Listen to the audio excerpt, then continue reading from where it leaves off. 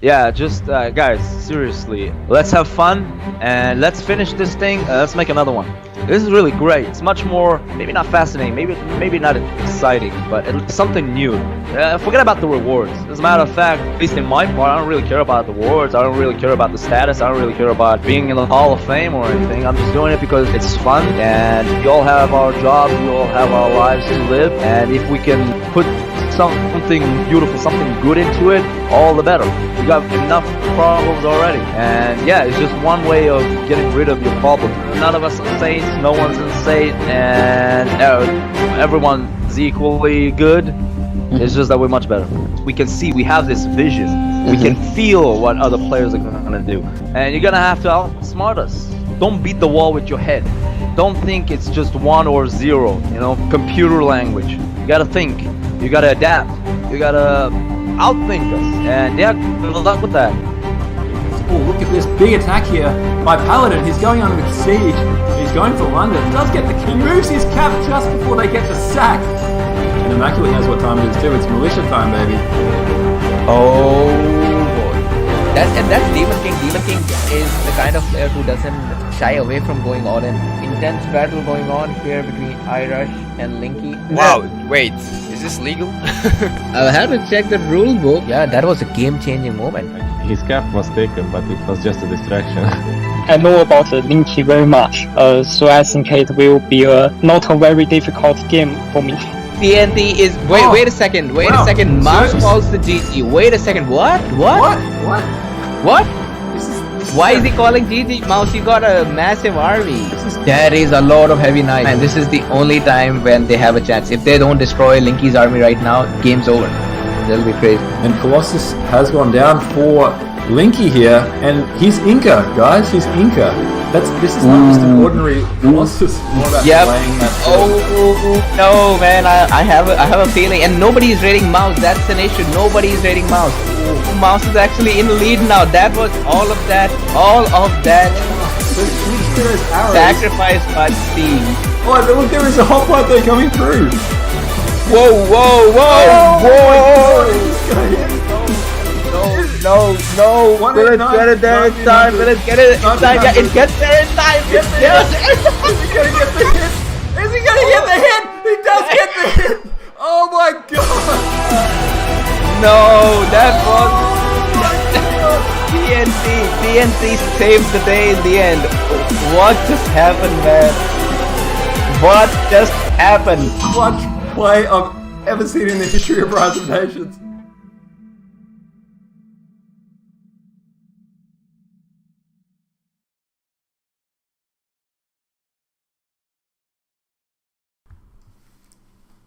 Hello guys, and what's up? It's your boy KRON here, Kron, and I'm joined here by Rochi. Rochi, how you doing today? Hey Kron, how you going? I'm very well, thanks. I'm very well. And how are you doing? What time is it right now where you are? I don't know. What is it? Midnight. It's midnight. It's Monday morning. It's Monday morning here. There should be only one answer to that. It is Ron time wherever you are in the world. It is Ron time right now. We are here to present what is an exciting game. It is the semi-finals of Nomadium 3, and what a journey it has been to get to this point. I mean, we have seen some absolutely epic matches, and I'm so glad to be here and have this privilege of casting these games tonight with you, Rochi. And this will be, just so everyone knows in the audience, this will be just the first 2 games of this epic best of 7. I have no doubt it's going to be epic, but we're going to find out exactly how it starts and the first chapter of this series in a moment. It is Meowz versus TUF. And let's just quickly talk about it. We're not going to go through in great detail, but we're going to give you guys a snapshot of how we got to this point today, brief outline of the teams, and then we're just going to jump into that action. So I can already see there's some trash talk in the chat. Rochi, some people are saying that you look better than I do.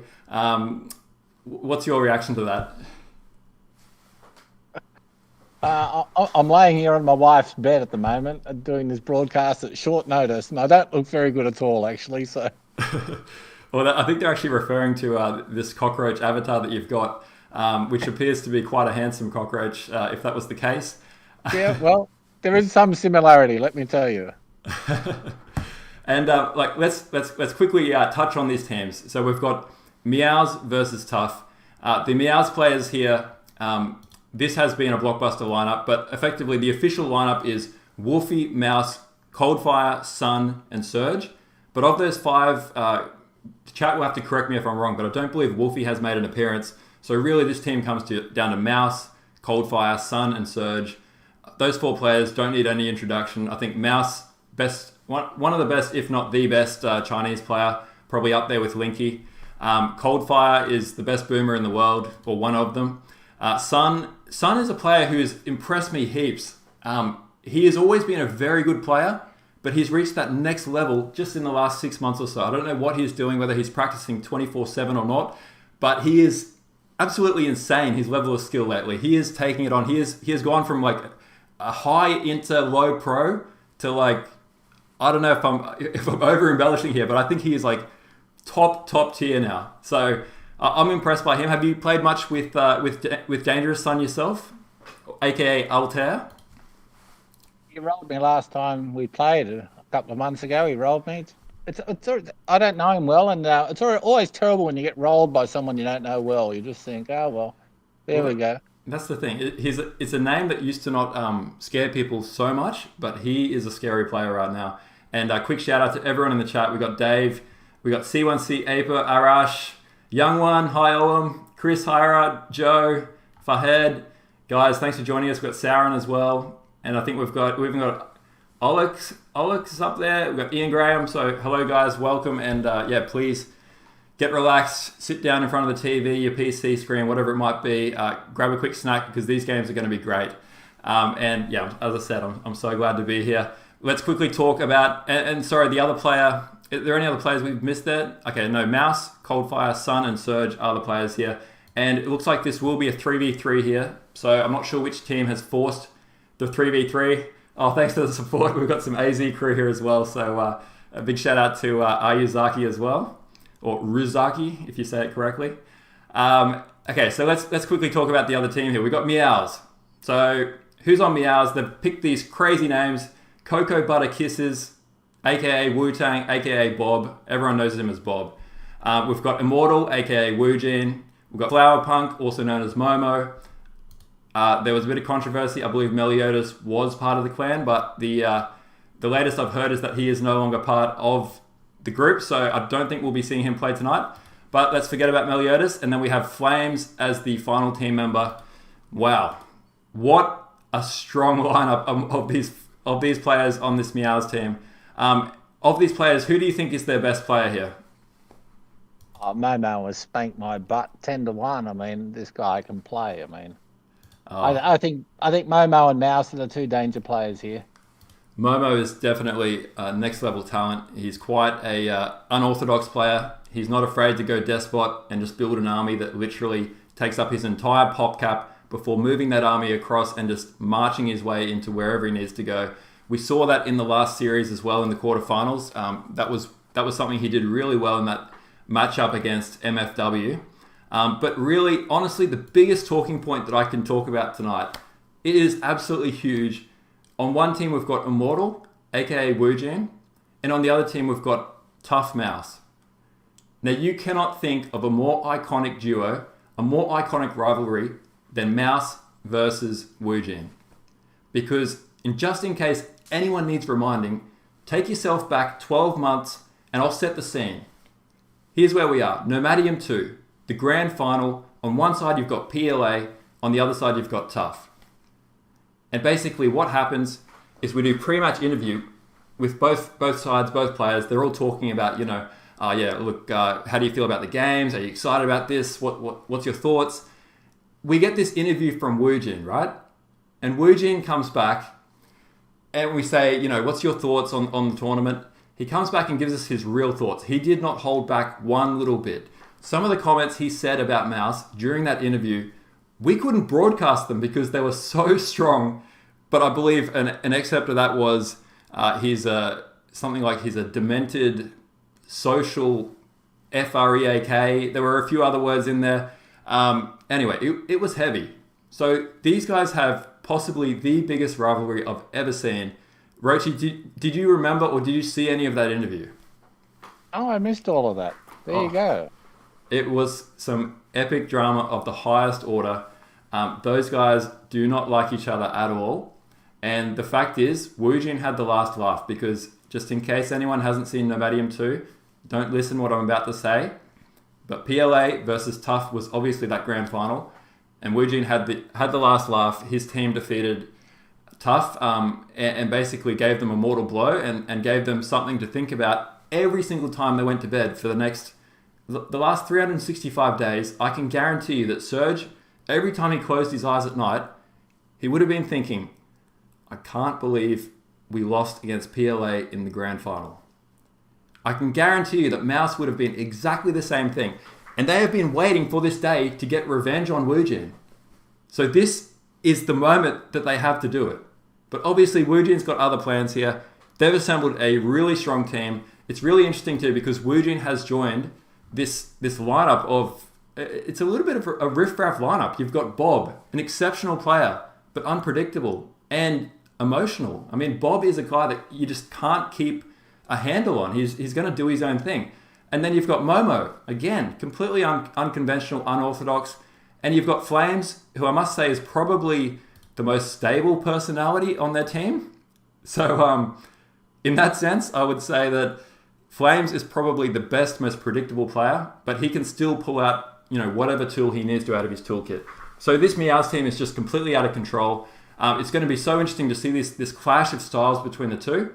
And I can't wait to get into it. So I think on that note, let's duck straight into the game. Unless there's anything else you want to cover off, Rochi, before we start.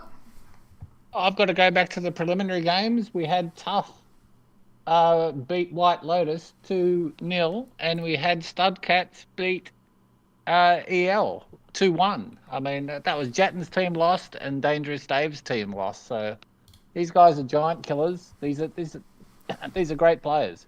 Yeah, on both teams. That's a very good point. And I mean, that's why I don't know if there was an official sports betting site right now, what the odds would be for one team over the other.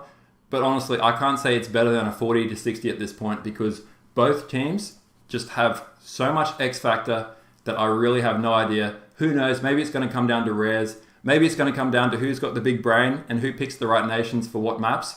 But I really can't wait to see it. And it's just a shame that we're only going to see 2 games here. But I think that these 2 games we see will be enough to whet our appetites so that we can wait for the rest of the week with some good memories and look forward to seeing games 3 through to potentially game 7. So on that note, what do you reckon, Rochi? Should we duck straight into the game?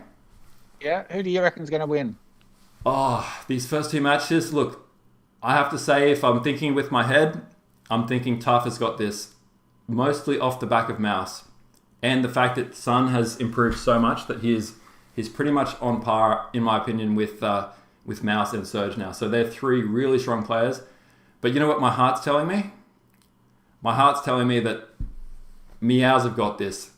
They're doing it for cats across the world. They want cats to be represented here. But more importantly, they're doing it for anyone who's done things a little differently before. They're unorthodox. They're going to come in with some crazy strategies, some crazy approaches to these games that we're not going to have seen before. So my heart is telling me that Meowz are going to cause a slight upset here and take these games.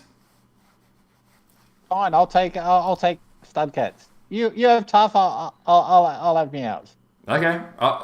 In case you're not hearing me, my heart's with Meowz, but my head's saying TUF have got this. I think they're just too good, but we will soon find out. So let's have a look. Let's dive straight into this first game here. Have you got the replay ready to go, Rochi? I have. Alrighty. Well, without any further ado, let's get into game number 1 here between Meowz and TUF. Alright, 3, 2, 1. Alright guys, this is the first game here, and as we can see, this first map appears to be old world, so let's have a quick look at... Oh, sorry. Amazon, I think. It is Amazon. My apologies. There are too many rivers. So let's have a quick look at the nations here as we set this game up. So we have Meowz have gone with tiers 1, 2, 3, Lakota, Bantu, and Nubians, with Woojin as the tier 1 player. On the other side, we have TUF here with Lakota, Romans for tier 2, and then Persians for tier number 3. What's your initial thoughts here, Rochi, as far as the nation picks go?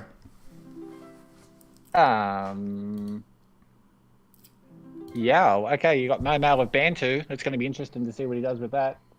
Obviously, both Lakotas, and they're both throwing their cities down straight away. They're not trying to grab any territory in the center. And what's Meowz gone? Meowz has gone Romans. So we've got Romans versus Bantu with the arguably the two best players.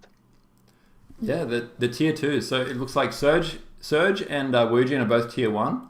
And then Momo and Meowz have gone tier 2. And Meowz has gone for Romans here. Look, personally, my thoughts are that I prefer Meowz's pick of Bantu over Romans.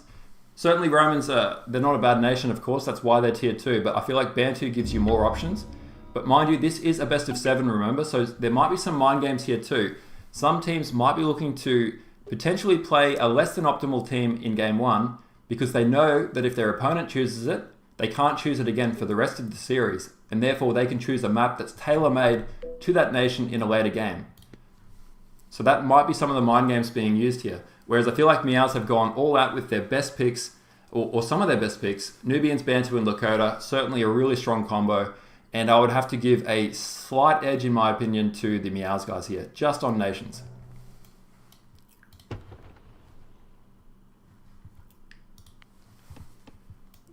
The size of the maps here, so we've got Surge here as Lakota on the very left-hand side. He's not going to be happy because he is right next door to the player here. That's Momo as Zimbabwe. Great rating nation too. That is a terrible, terrible draw there for Surge. Mind you, Surge, obviously an excellent player. I'm sure he'll make the best of it. But with Lakota, generally speaking, always not great when you're super close to your opponents because you lose that advantage of being able to build wherever you want. So if you're able to build your cap way back, it means that you can protect your workers and build straight on the front lines and grab a heap of territory. Then we have Meowz here at the bottom in the pocket. He's got plenty of room, no threats anywhere close. He'll be able to do whatever he wants in this game. And then Persepolis here, that's for Dangerous Son, aka Altair. He's not too far away as well. He's got plenty of space and distance between him and his closest opponent, which is Bob here as Nubians on the right-hand side. And then at the back here, that's a perfect spawn there for Wujin. Plenty of space between him. His cap here is not under threat, yet he can build his first city wherever he wants and grab a heap of territory.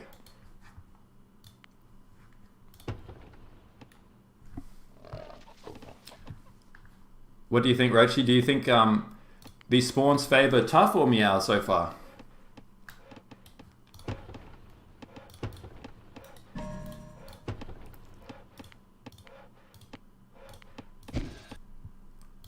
Hello, Rochi, are you there? Looks like we might have lost Rochi for a second.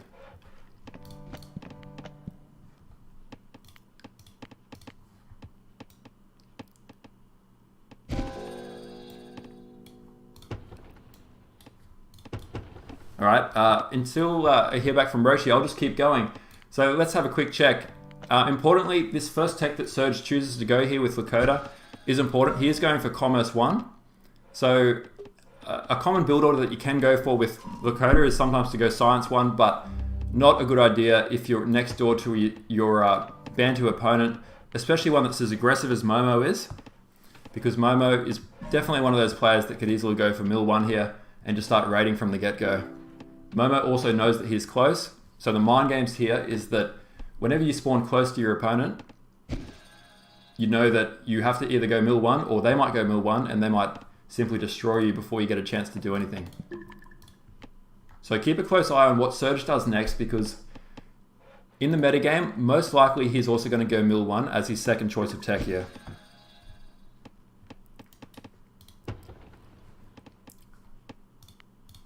Meanwhile, we do have Dangerous Son here, simply going for Civic 1 here first. So he's going for a very fast Civ. Not a bad choice, especially as Persians getting that discount for your Civ. But I think this is where the action's going to be. And you can see Surge here going for Mill 1 after Commerce. I like that move. Allows him to get out his merchants, but also protect from Momo. And let's have a look at what Momo's done here. As I said, I have a feeling that he's probably going to go for an early mill. And there it is. Mill 1 here from Momo. And no doubt, he's in a position that he really loves to be in that he can be very aggressive early on, use his excellent micro to keep Surge occupied, and straight away he gets 4 citizens to put this barracks down, and there's no doubt in my mind that he's going to be spamming plenty of infantry, both light infantry and probably a few archers, maybe some heavies as well. Oh, and look at this. Really good micro, an annoying micro here from Momo if you're a Surge fan. That merchant is on 9 HP and it looks like it is surely going to go down here. He can't run away across this river. And that is a massive early blow here for Surge. Wow, look at that. Draws first blood and Momo is getting the first hit here. Although look at this, Surge already has his barracks up. We'll be able to at least take out one of these citizens, if not both. But more importantly, Surge is prepared. Momo knows it, that Momo won't be able to get much done with this early barracks. So in the longer term, Surge does have an advantage in the sense that he has his market up first. I'm back. Sorry about that. Oh, Rochi, you're back. Great to hear it. I was starting to think I might be on my own this entire cast, but I've been living out of a suitcase for 3 months and my phone just went flat, so I've just plugged it back in now. Well, hotspot. I'm glad Hotspot on the phone. Oh, I'm glad you could make it back. And do you need a second to recalibrate, or do you still have your game going? I'm at the 6 minute and 20-second mark. Yeah, same. Good. Okay, so let's have a quick check just to bring everyone up to date on the other action, because there was a lot of early melees here between Surge and between Momo. Momo being a little bit annoying, but probably the biggest storyline here is the fact that Woojin has put his city up in a very forward and aggressive location, completely isolating Surge here, and that puts Surge in a very awkward position. I mean, even if he does build this second city here, that'll help to bridge the gap a little, but basically it's a divide and conquer strategy here from Meowz, and I really like this play by Woojin. He is one of the smartest players in this game, and he's showing it right now.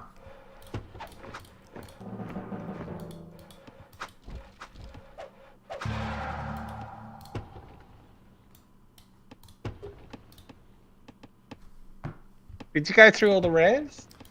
Yeah, no, actually we haven't really touched on them too much, so let's have a quick check. We can see here that clearly they've towered silver here. So TUF have silver, they have peacocks, and let's have a quick look at what else they have here.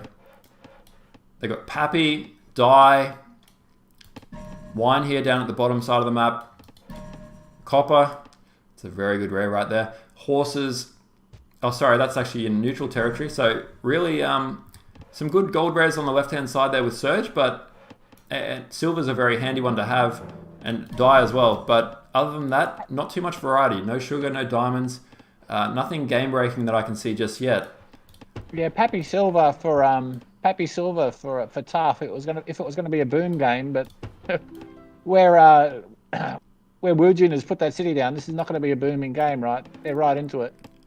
Yeah, I think the way this game is likely going to play out is whether Meowz decide to go for some kind of double and take out either the Lakota capital or the Lakota second city. Because the way this river is positioned, it makes it really difficult for his ally Meowz to reinforce. I mean, if they can put a proper wedging movement in here and essentially split up the forces of TUF, that's really going to put TUF on the back foot. And how they respond to that, there's probably two options. Either Surge can just go into his shell, hold his own, and basically play a 1v2, or they can try and be aggressive themselves and really put everything they can into capturing this Lakota city and basically bridge this gap between the two of them. Yeah, but they're aware of that. So Surge and Meowz have basically just said that in the chat. So I think obviously Meowz is going to be on top of that. Yeah, you'd think so. But I mean, Meowz is, historically a very boom type player, especially with Romans as well. On this particular map and setting, I don't believe Romans are particularly aggressive until you get to that, age 3 and get your armor upgrade. And he skipped Mill. He's going straight for classical now. Meowz is going straight for classical. He's going to be the first to age. Wow. Yeah, skips Mill, skips science as well. Even though they do have Pappy within their control, he's not interested. In fact, he probably did actually use Pappy and just moved his merchant. So that's a smart play there by Meowz. And that's a very early age time I wonder if he's going to go straight for a Colossus. It looks like it. He's got the 200 wood. He's got the 500 gold. There goes down the Colossus, and the first move has been telegraphed here by TUF. They are not interested in a rush game. At the very least, they're interested in winning in the long term. And the biggest question here now is going to be, how are Meowz going to respond to that? Well, Wu Jin's got a racks up the front there. He's not doing a lot with it though. We haven't really touched on the rares here of Meowz, but they do have diamonds, they have sugar, and they've also got spice. So those rares in combination are, I don't know, you could argue in some ways they are super strong. Sugar and diamond, in my opinion, the two rares that are basically in the top 4 best rares in the game. No relics. Oh, sorry. They've got salt there. They've got sugar and salt there, so they can really go hard with their Rax troops. And in fact, the Bantu player Momo has got them both. Yeah, it would certainly seem that way. And I mean, if you had to break down these rares, you have to say that it appears that TUF have better gold rares and they have better knowledge rares, aka better rares for getting that'll really get scary the more that they age up and the more that they get to that late game. Whereas in the short to immediate term, Meowz have that sugar, they have those diamonds. They have some really good potential with that salt as well to really mass a big army. And if they could see the entire map right now, you got to think that it's going to be their time to shine in this age 1, age 2 kind of phase. China's gone 3 city and ancient. I love brave play, and he's got archers crawling. He's got archers crawling all over him. I love a brave person like that, but he's got gems. He has secured gems with his 3 city right up the middle there.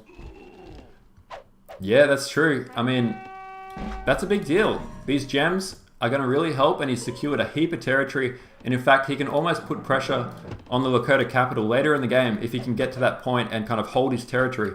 But there's no doubt that Bob, aka Wu-Tang, is going to be continuing to pressure him and probably not give him that opportunity.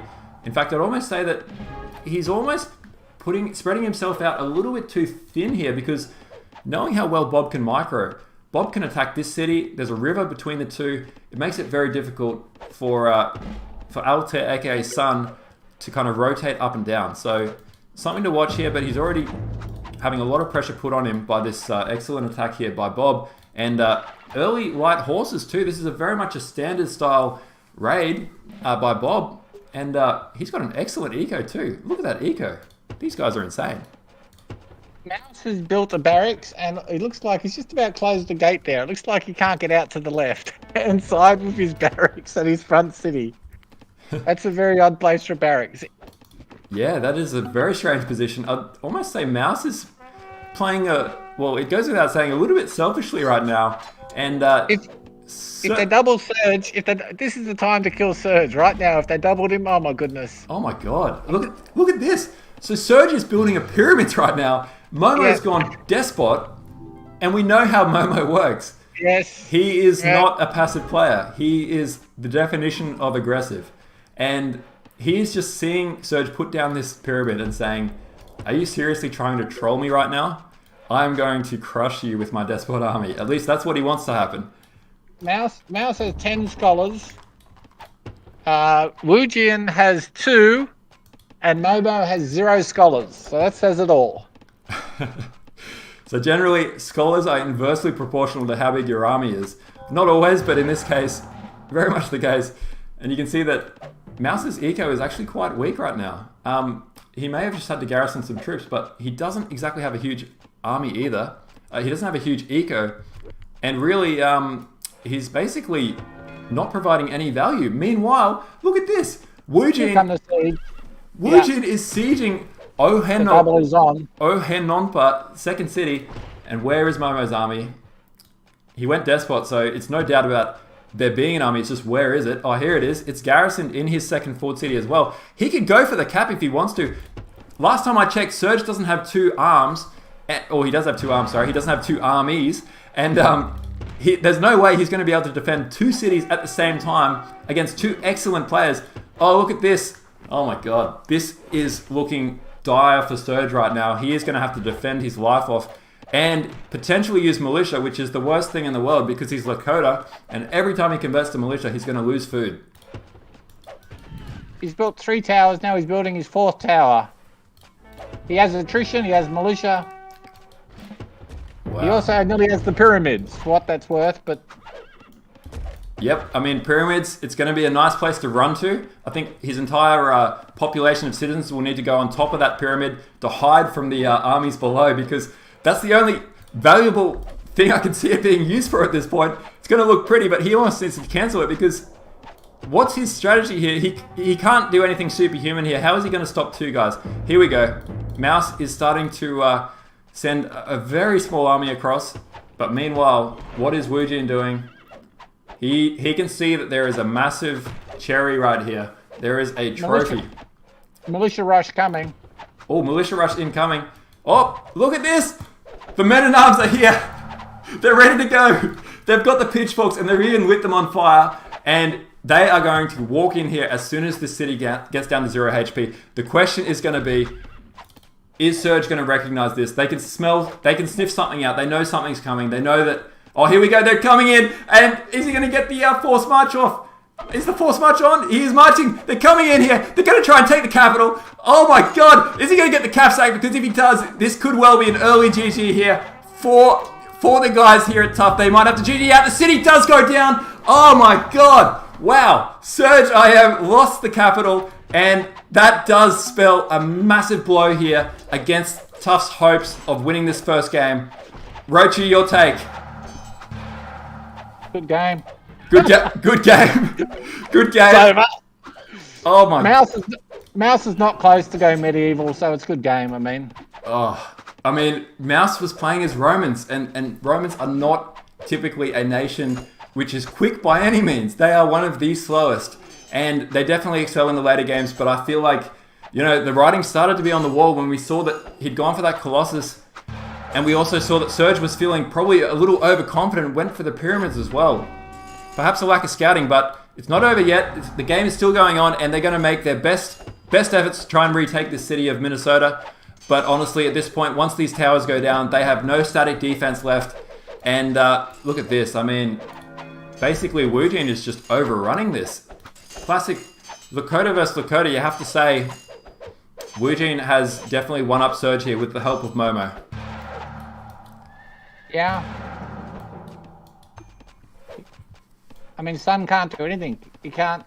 If anything, Green is running over. We've got Bob running over. If anything, I mean, Sun can't do anything. I mean, it's just 2-on-2 over here, and you know, the guys who built next to no scholars are winning. Yeah. So that's Rochi's school of Ron. Anyone listening? The less scholars you build, the more likely you'll have a massive army. Don't listen to me. Don't listen to me. No, that is a fair point. And Surge just said in the chat, horrible spawn. I must admit, I guess Yeah, it was a horrible spawn. Yeah, it really was, especially for Lakota, very specific to his nation. But, you know, if he was playing as Japanese or some really fast nation like that loves close combat, you'd probably say that's a great spawn, if it wasn't so many rivers in the way. But, yeah, the fact that he's Lakota, that's one where Wu Jin certainly got lucky in the sense that he got a great spawn for Lakota. His capital is completely protected. And, yeah, I mean, Surge spawned across the road from Bantu, and not just Bantu, but Momo playing as... Meowz has got to go medieval here. Oh, he's going now. He's clicking up. I mean, maybe he can roll them back, maybe, but gee. Look, it's not impossible. I mean, whilst we might think this game is, you know, typically over, a quick scan of the scores does suggest that it's not as far as we think it is. I mean, Momo has made quite a few sacrifices. He's gone for Despot here, so his eco naturally is always going to be constrained.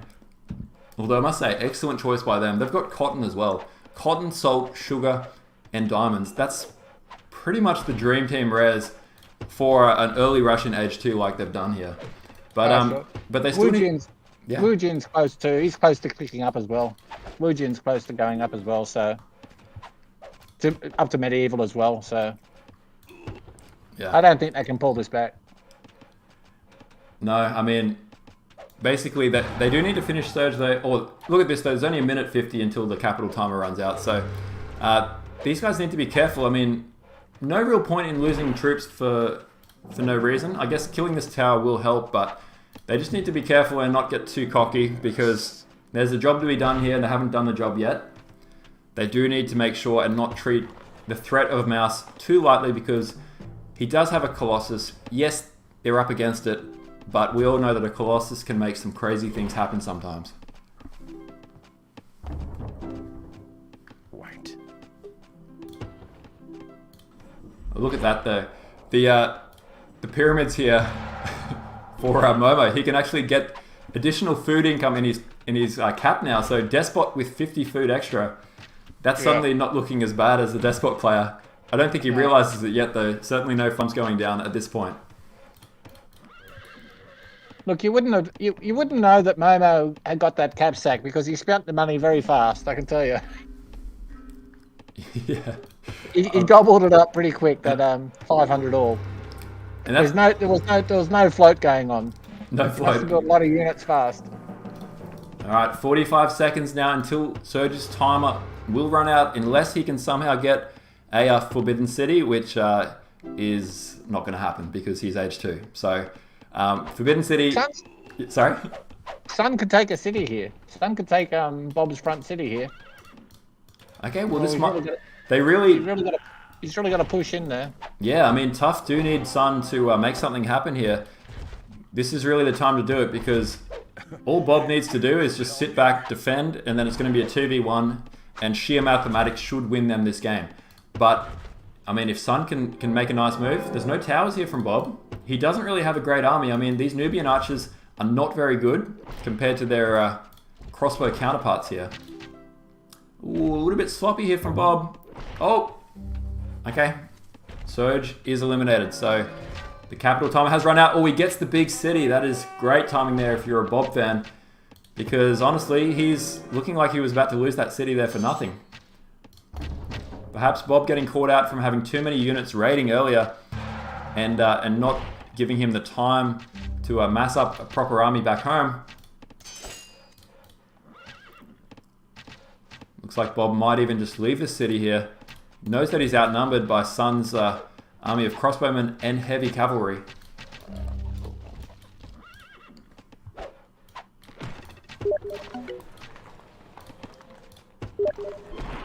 Yeah, I mean, Surge got unlucky there. Yes, I don't think Surge can be too upset. I mean, there was really nothing he could really do. He did okay with the ruins, so he got equal greatest ruins. The Meowz got the least ruins, to be fair. Yeah, the two Lakota players are interesting. So 275, 275. It's very even actually across the board. They're all obviously very professional players.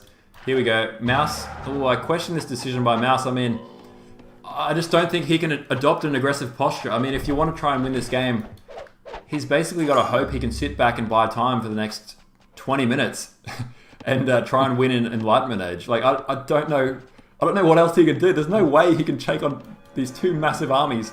And yeah, if he's got to trade, he's got to trade like the most efficiently anyone's ever traded in the entire Universal run. So.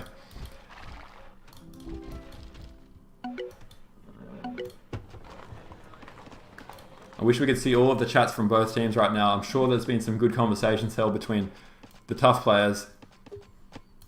Look at this.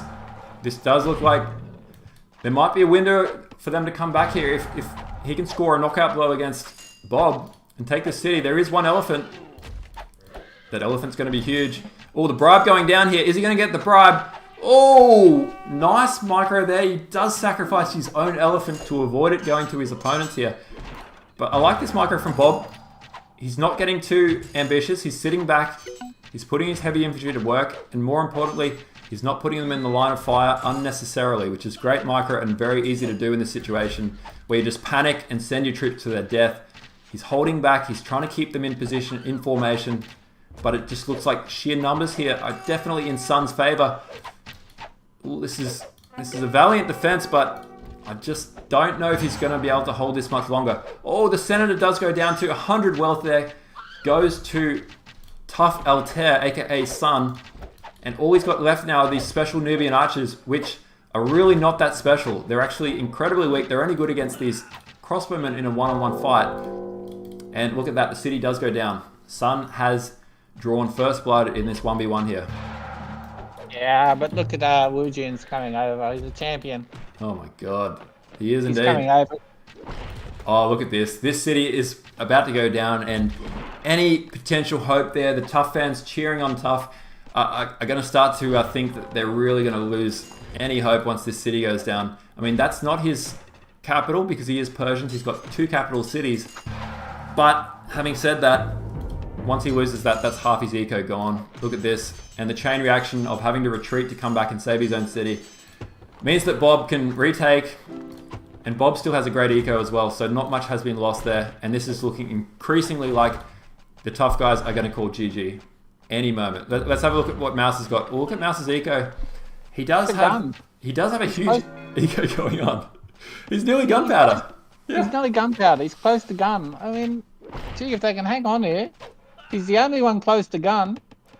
I just wonder if they could have their time again. I wonder if perhaps Meowz would just say to his teammates, like, guys, just build like castles everywhere, just defend, because if you can just wait until the 25-minute mark, like, he could probably single-handedly crush everyone.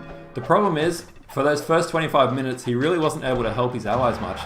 And yeah, I mean, Meowz have played this perfectly. Play, please. Meowz is pleading. He's pleading with Sun to hang in there. Oh no, that's always frustrating when you're the player pleading for your allies not to quit. But Sun has said okay. All right, this could perhaps be the greatest comeback of all time.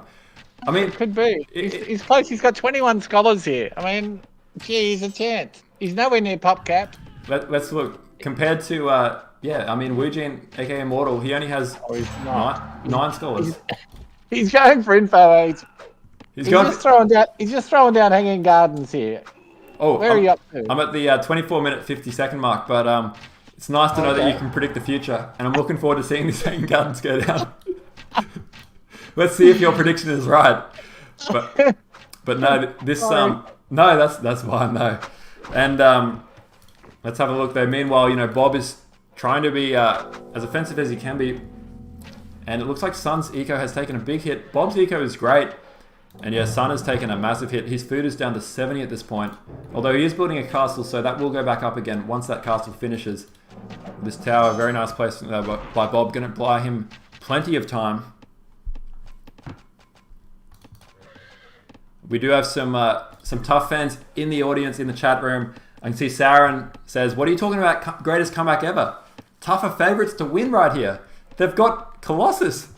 They're going to build Hanging Gardens. Here we go. Hanging Gardens is 18% done now at the 25-minute, 45-second mark. And you can see that... Clicking up. He's clicked up. He's going gun. Okay, he is gunpowder. Hold your horses, guys. At the end of the day, yes, it is a 2v3. But it's a 2v3 against Colossus, against Romans. And a Romans with Hanging Gardens and Colossus in the same team. And they've got Meowz controlling that army. Anything is possible.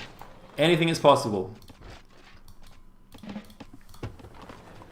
I would like a quick poll of the audience right now. Guys, at this point in time, who do you think has the upper hand? Are TUF really going to pull this back? I reckon I would love to see them win. I think this would be a fantastic win if they won from here. Oh my god. I mean, the crazy thing is, if you look at Mouse's eco, he said in the chat, "Be slow. I can 1v2." Trust me. And let's have a quick look at army sizes. I mean, the one thing that I'd say Meowz aren't doing that well right now is they're not using their numbers advantage as far as raiding and being annoying in the background of things. And the fact that Bob is quite weakened over here, his eco is great, but until he can age up to age 4, Nubians are always going to be weaker here compared to the Persian army here, especially with those crossbows and the Ellies tied in. That's just an incredible army composition. You can see that Bob is starting to get a bit frustrated in his chat. I'm not getting my SHIT together. Alright, so he's clearly frazzled. No. That's that emotion I was talking about before. This could be the greatest comeback of all time. I don't think many players at the point Surge was eliminated would have stayed in the game. But look at this. This is completely swayed just by sheerly keeping their heads together and staying back and staying calm. And look at this. You can see that Momo's starting to panic. He's starting to think, oh, I need to come over here and pull some troops back and try and get Sun to return. He's going Monarch. Meowz is going Monarch. Oh, wow. Monarch coming up right now. This is insane. Okay, no, hold on. What? Look at this. The city of Axum has gone down, and that is a pretty big blow. Although I must admit, surprisingly, Bob's eco is not too bad. I mean, he's got a great Nubian power, obviously, and that Nubian rare bonus is really keeping him in this. I mean, his eco is definitely capable of doing a lot, but only 70 knowledge income right now, compared to Sun, who has 126. Certainly some better knowledge rares for TUF, so they're always going to be ahead on that front. Meowz is rack spamming. He's throwing down a Rax or two. He's getting the free Roman heavy infantry. That is the strangest locations I've ever seen for barracks, but they'll do. I guess why not build it there, nice and protected. Not going to get sieged from anywhere getting sniped there. So here we go. These elephants are zooming in, and Bob wisely retreats. Oh, this caravan's going to go down, and that's another 50 wealth. Chalk that up, and this castle is also getting sieged down here. Ultimately, Sun has a really nice army, and importantly, he's not losing too many units. You can see Meowz in the chat guiding him, coaching him during this game. Coach Meowz is saying, pull back, don't lose units. Meowz knows what it takes to win in this scenario. He's done it many a time before in triple N games, in pub games. He knows that you just have to stay calm, mass up an army, and you can win this 2v3. Here we go. Look at this. We do have a double here, pushing back here against Sun. And Sun does need to be careful. If Sun loses his army unnecessarily, this could definitely sway this game way back into the favor of Meowz, because a 2v1 is possible, but a 3v1 becomes increasingly hard for Meowz. You can see that Sun is wisely retreating, but how much does he need to retreat here? He does need to be careful because these units are slow in retreat. He could lose them for nothing. Meanwhile, look at this from Meowz. It's Meowz versus Meowz. He's saying there's only room for one mouse around here. It's the mouse defeating the cat. It doesn't get much more rivalry than that. This is about putting a stamp into the food chain of animals around the world. Mouses can stand up to their natural predators. I'm sorry for the terrible joke there. If I could give Meowz some advice at this point, I would say, really, you've got to build a second army. You want a second army. You know, you can get these mega armies. Wow. But I would say, look, just build a second army, just a small one somewhere, really. He's just going for a huge mega army. Maybe that's the way it's done. That's very true. I mean, what do you think? What do you think? Look, I think a second army is definitely something that needs to be on his radar right now, because the reality is he needs to be able to prop up the right-hand side if they need it. But more important, I'll take that back. He's heading towards Mouse's capital. He's heading towards rather, sorry, Momo's capital. Yeah, and what are you up to? 31:45. Yeah, 30:45. So you're about a minute ahead, but not too far. So I'm looking forward to seeing if your prediction comes true or not. But it does look like Meowz is going towards the capital there for us. I'll take that back. Meowz is a genius. This is why he beats me when we play. He is. He seems to always follow whatever you suggest he might do to be the smart move. But no, he is going to move for that. It looks like, will he be able to see though where the capital is? Because he's moving in that direction, but I don't think he has the fog of war and knows where Momo's capital is just yet. You can see Bob here. Bob actually, surprisingly, his army is decently sized. It's just that he just needs to upgrade. And really, he's just got too many of these Nubian archers, which are just not that strong compared to crossbowmen. So I feel like he probably needs to build a few more cavalry and try and top up that side of his army here. Always tricky though up against these elephant compositions. Oh, look at this though. Meowz is not wasting any time at all. I mean, let's have a quick look at his armor too. He doesn't have Mil 4 yet, so he's only got the one armor upgrade. but he has a Monarch, and that is huge. Look at the size of this army. Wow. I think Meowz has definitely got this, and unless they can somehow rotate around and damage Meowz's underbelly and hurt his eco, he is in massive trouble. He's getting Mill 4 now as well. And meanwhile, Momo, surprisingly, Momo is actually aging up to Gunpowder now as well. So Momo is not as far behind tech-wise as I thought. Oh, look at this though. Wow, this is really exciting. So Sun is in a heap of trouble here, but he's got a huge army. He's pulling Militia. He's got 2 spies. He has managed to bribe a pikeman there. I think Meowz here realizing that they need to make something happen, because if they can't put in a solid blow here against Sun, it looks like they're going to lose the other side fairly soon. And they need to put their 2 armies against 1 to work. Looks like Sun is doing... Wow. He's got Mill 4. He's got the extra arm upgrade. Oh, look, Meowz is absolutely crushing on this side. There's no doubt that he is going to win there. There's absolutely no doubt. He's going to have +8 on his horses. Oh, meanwhile, Sun has pushed back to 2 armies held on. Of Meowz. Oh my God, this is insanity. They may have completed the circle on perhaps one of the greatest tournament comebacks in recent memory. Crazy. Wow. Oh my God, let's just have a second here to just like realize and appreciate the geniusness that is Meowz. Crazy.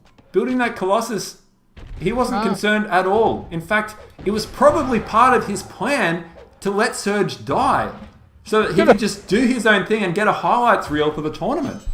That was could be. He probably came in. It's a big call. It's a big call. It's like part 1 of Meowz's strategy: let Surge die. Part 2: win a 2v1, or even and get to Gunpowder, get Monarch, and then take Momo's capital. 5 minutes on the timer here, and to even rub it in, he's getting Forbidden City. So it's a 1v1. I mean, Sun's been fighting 2v1. True. Let's be fair. In fairness, in fairness, that was a 1v1, and I don't think in the long term Meowz never had a chance of holding that 1v1. I mean, Momo had no chance because Meowz has been booming this entire game. I mean, look at that. He's got 25 scholars now. He's pretty much maxed out on everything. There's no way Sun can hang on here. He's going to die. I mean, he's fighting. Yeah. He hasn't got the food. He needs food. And I'm at the 34 minutes, 20 second mark. You can see that Forbidden City is going down from both players. Oh, look, Meowz putting that Wonder Dagger into Momo's heart right now. He's already building Forbidden City, but he's pulling additional citizens. He wants to make sure he gets the job done. And the only way that Momo is going to get that Forbidden City up in time is if the other team, if his teammates can somehow find this and raid it. Because otherwise, he has no hope. I mean, 27% Wonder Race versus 76%. Oh, that's nearly up. That is pretty much going to be GG. Well, look at this though. Sun is calling for his allies' help. He's saying, I need your help. I need your help, Meowz. Save my bacon right now, because Meowz know that they are just going all in here. And who knows? I'm going to say this game has swung back and forth so many times. I do not want to make any more predictions, but I do want to point out that if Meowz can take this city and somehow destroy this city over here very, very quickly, they could still potentially somehow win a 2v1 here.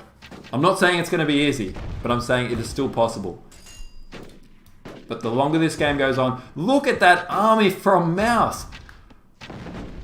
Oh my God, and he is spamming Dragoons right now as well.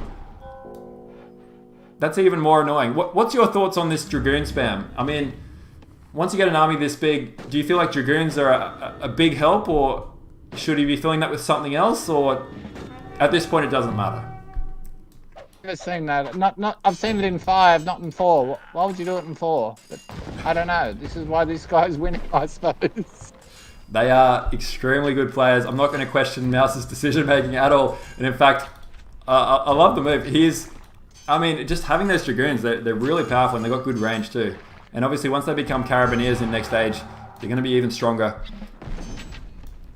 Not even needing to raid behind enemy lines at this point. It's just sheer force. This army is going to take something amazing to destroy, even in a 2v1.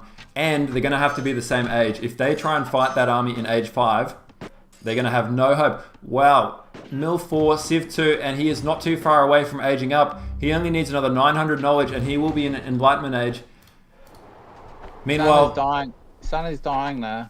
Sun is dying. Yeah, you're right. He's trying to buy time. So this... Oh my god, this is really getting exciting now because there is a strong realization that we all need to know here in that Meowz looks like he's got everything on track for this to be a 2v1 if Sun does die. Okay, that's a big if. Sun is not dead yet. I repeat, Sun is alive.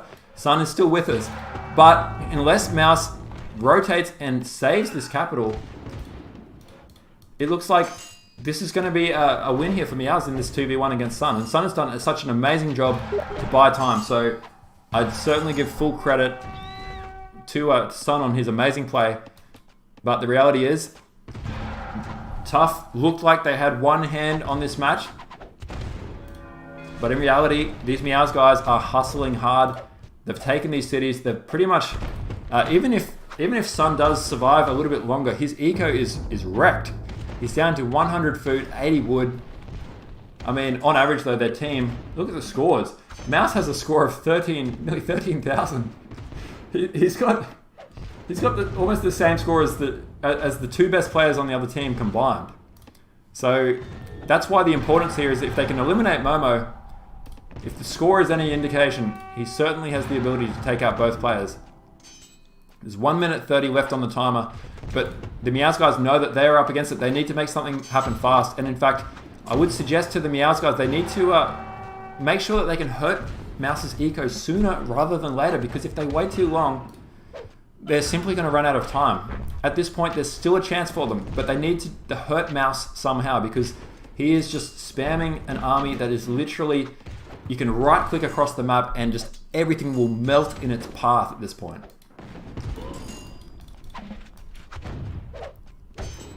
Yeah. What do you think Meowz have to do? What's your strategy if you're sitting in the shoes of Woojin and Bob right now? Momo saying good luck. It looks like Momo's pretty much tapped out. He's done everything he can to slow them down and has also played his part, certainly in taking out Surge at the beginning. That was an excellent move, but obviously sacrificed his eco to do so, and then faced up against Meowz, who was booming from the very beginning of the game. Look at this though. Oh, sorry, you go. I called this game. I basically said it's a good game that the TUF had lost. But look at this. Now I'm calling it the other way. That TUF has won. I mean, it's this is crazy game. Oh, crazy game. This game is absolutely top tier. One of the best that I've witnessed, especially in recent memory. Momo saying GG, but of course he's not saying GG for his team. He's just saying that his timer is about to run out. So the game will certainly carry on. It is not over for either team yet. This is crazy. Look at this. It's going to be a 2v2, but the timer is counting down, and Meowz has built the Forbidden City, which means that obviously his ally can't build it. And let's be honest, Sun is pretty much on his knees at this point. He has nothing. It is just a matter of time until he's dead, which means that this will be a 2v1. And let's see if Meowz can pull it together. This is like one of those crazy scenarios where you give one team like Colossus Hanging Gardens and a super eco, and then you give the other two guys something that's not quite as good and see who can win. I think this is a perfect handicap. I would not want to be setting a bookmaker's odds here, because honestly, that is an insane army. And the reality is, if Meowz want to win, they somehow have to destroy this Enlightenment Age army with Fusiliers. And I think the only way they should do this is they shouldn't be fighting it head on. They need to run away. They need to play guerrilla warfare. They have 2 minds against 1 here. The worst thing they could do is try and take on this army. That's just not going to work. Oh, look at this. The Colossus is getting attacked here. He needs to siege it down. Come on, Wu-Tang. If you want to have a hope, you need to kill this Colossus. It looks like it will go down. Oh, what a move. Wow. I don't know if Meowz thought this far ahead, but clearly a castle would have helped, or a tower or something, but this Colossus is going to go down. Meowz realizing it, but it's going to be too late to come around and save it. It's down to 62 HP. It does go down. And do TUF's hopes go down with it? Can Meowz win here without that Colossus? Look at his population. So his population right now is 162 out of 125. He has 40 more units than he legally should be allowed to have right now. So every unit, that's as big as his army gets until he loses it, which means that he basically has to try and either somehow figure out a strategy here, calm down, take a deep breath. I don't know how you could take a deep breath right now. This game is insane, but he needs to somehow split his army up. Wu Jin's got to kill Sun. It's their only chance. So do you think Wu Jin needs to kill some? What are you suggesting here? Kill Sun. Kill Sun. They're going to make it a 2v1 here. Yeah, absolutely. Oh, and he does retake his city. Yeah. How did they let Sun get his city back? Was that Meowz coming around, or was that Sun using his units? No, Meowz. Oh wow! Look at that. Capital has moved here. Who moved their capital? I'm just trying to find out. It's hard to keep a track of this. Although Sun, I mean, he is on his knees, but it's certainly, I agree with you in the sense that Meowz do need to make sure they don't get ahead of themselves, because they have such a much better chance of winning a 2v1 than winning a 2v2. Oh, look at this though. It's like this. The game is starting to slip back again, well and truly into TUF's favor, because Meowz has rescued his ally. And whilst they've temporarily retaken this city at the top, he is Persians. He gets 2 capital cities, and therefore it seems like if Meowz can just split his army up, there is no way. Look at this. Wu Jin's calling GG. Oh my god. Meowz are calling it. They're calling the end. I'm not going to believe it until I see it. He does resign. GG, and TUF take the first game. Unbelievable. Unbelievable. What? Never would have thought it was possible. What did we just witness? Did you say to me, Richie? Can you correct me if I'm wrong? Did you just say to me, "It's GG, it's over"? I believe you did. Are we going to rewind this and play that clip again? I believe Rochi said to me, Cron, this game is dead and buried. 20 minutes ago, I called it, that they've lost. And there you go. Surge has been eliminated. It is over. And therefore, what did Meowz think? Meowz was thinking the entire time, this is all part of my plan. I'm going to boom up. I'm not going to panic. I'm going to sit back with my barracks, which I placed in the strangest positions, right back here, where he cannot even assist his ally. Meanwhile, Surge is just getting doubled by a Despot Bantu and by a Lakota, which is the fastest nation for early rushes. Wow, what a game. Let's have a quick look at the stats. Wow, that graph says that all, the resource graph. So, and that's not to say that Bob and Wu Jin had huge ecos, and yet they only had half the eco of what Meowz had. Military graph, wow, that also tells part of it. That is just a gigantic Colossus army. And yeah, what more is there to say? Let's have a quick check of units killed and lost. I know people love to see this. We have a 3-to-1 kill to death ratio there for Meowz. I mean, to be expected, it's always going to be positive because of the way he played this, but I don't think I've seen such a dominant kill to death ratio in a tournament game any time in recent memory as dominant as that. Meanwhile, Sun did a fantastic job. Look at that. He still had a positive KD ratio despite the fact that he was getting doubled for most of the game. And yeah, poor Surge left out in the wilderness there. So not much hope for him to get some good stats here. But yeah, clearly a really dominant play there. And yeah, it looks like Momo was on the brunt and receiving end of Meowz's attacks there with, yeah, just getting destroyed, and Wu Jin as well. So, and what do you think, Rochi? Where did things go wrong there for Meowz? Is there anything with the benefit of hindsight like we have now that you think they probably should have done?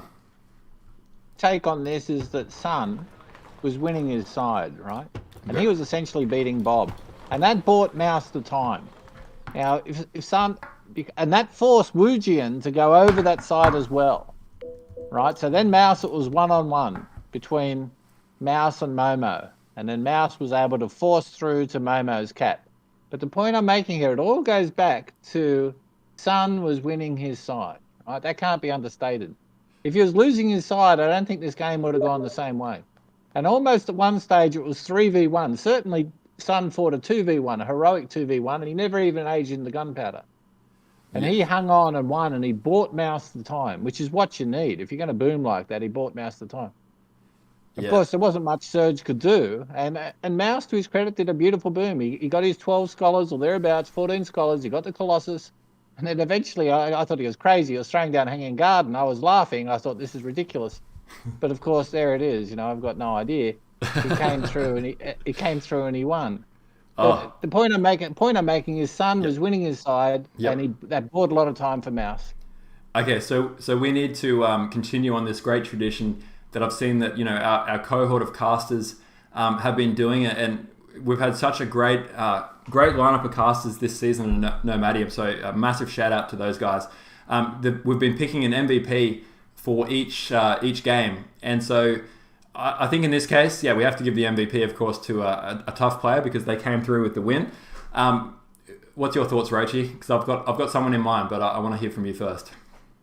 Well, I hate to say it, but I think you have to give it to Meowz. In a sense, he let Surge die. Yep. But he said, I'll come back and I will 2v1. Yep. I can...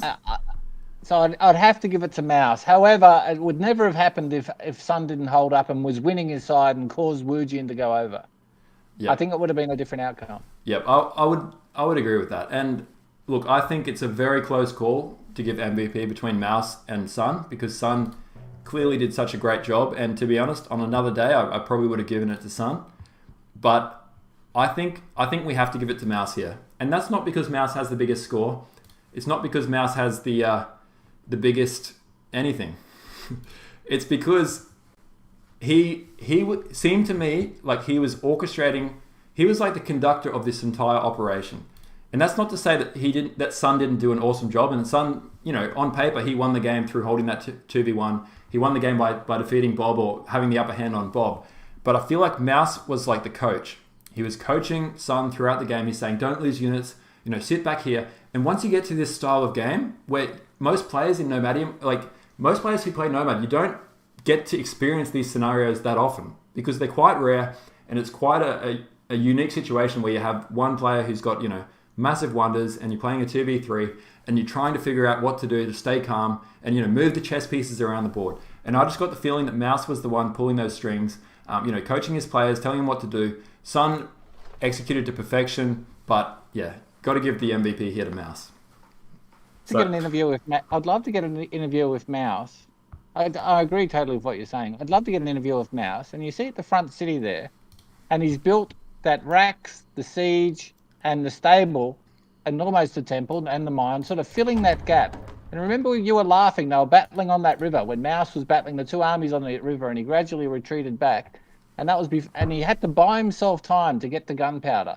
I wonder if he was almost blockading that. He's almost building a wall there to stop the armies coming through. So he was very protected. And the armies, of course, went through over to Yellow to Sun.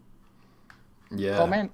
Do you think he's blockading that little between the trees and the mountain there? Yeah, I think he might be. I mean, that could be part of it. I think probably like his initial barracks and so on. I mean, I don't know.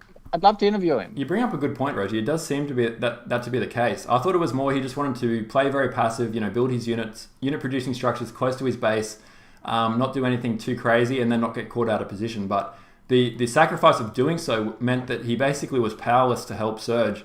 And Meowz identified that very early on and basically took that. And you got to remember too that when Momo captured this city, he captured pyramids too. So it wasn't as if that also played a significant part and boosted his own eco.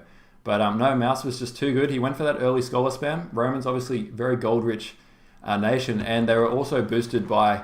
I think we identified quite early on that they had much better wealth rares in the longer term. So, all right, I think.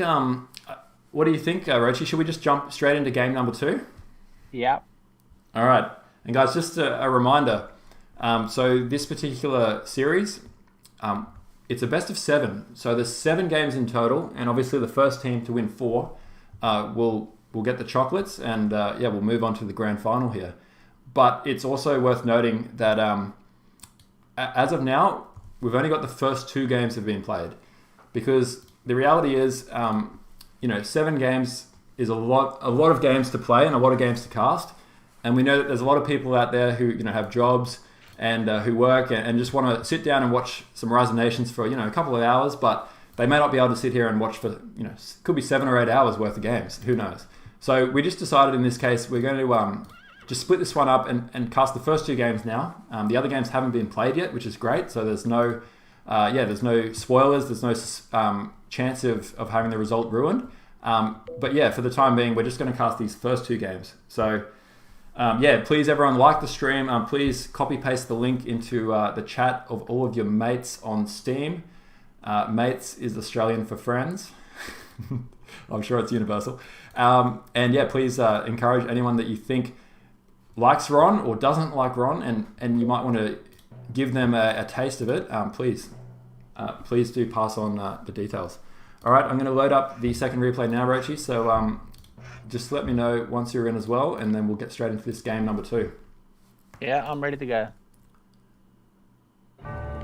Alrighty, I'll just quickly grab a drink of water.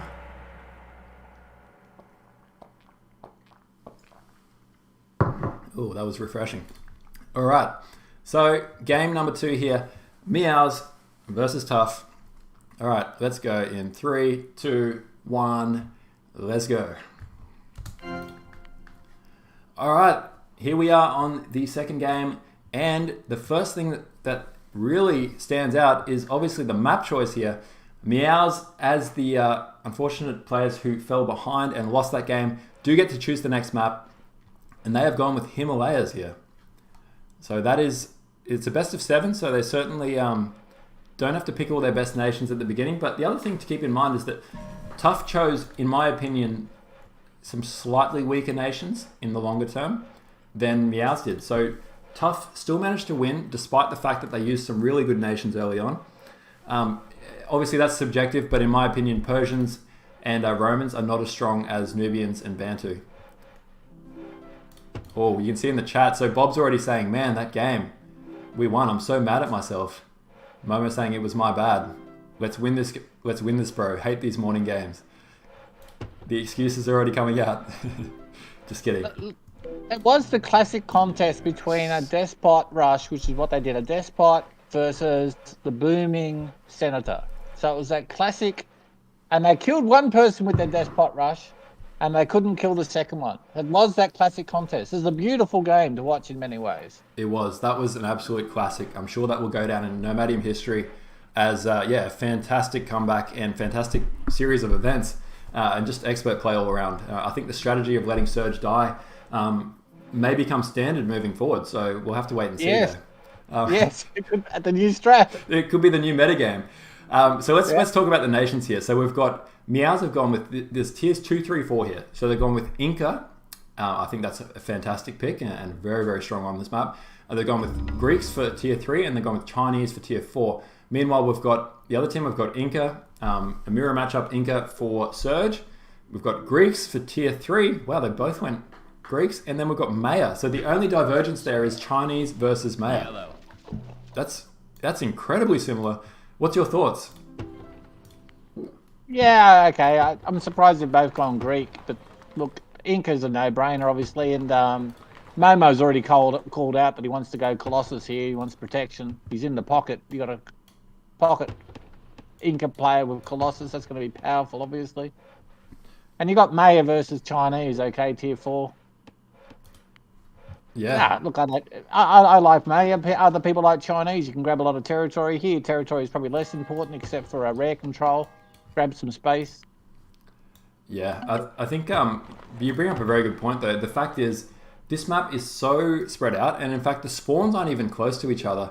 They all obviously had to walk towards the edges to get the wood, but sometimes players can still be close. Whereas in this particular setup, it's like East versus West almost, but the land version of it, because there is such a huge gap in the middle, and there's so many mountains that I just get the feeling that this game is going to gunpowder at the very earliest, if not perhaps Enlightenment Age, because just the way this is setting up, it's looking like whoever gets Colossus is going to have a massive advantage.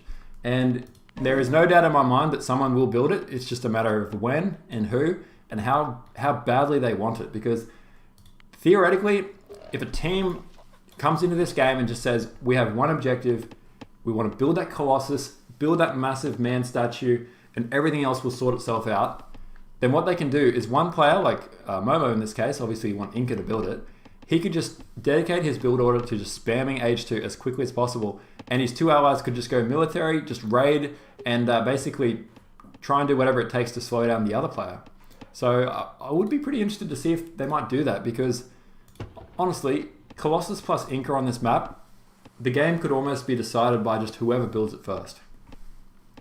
They're both pocket Inca players here, and I think they're both going to go for it. So we're going to see a wonder race. So now it's a matter of who can help who can be a little bit quicker.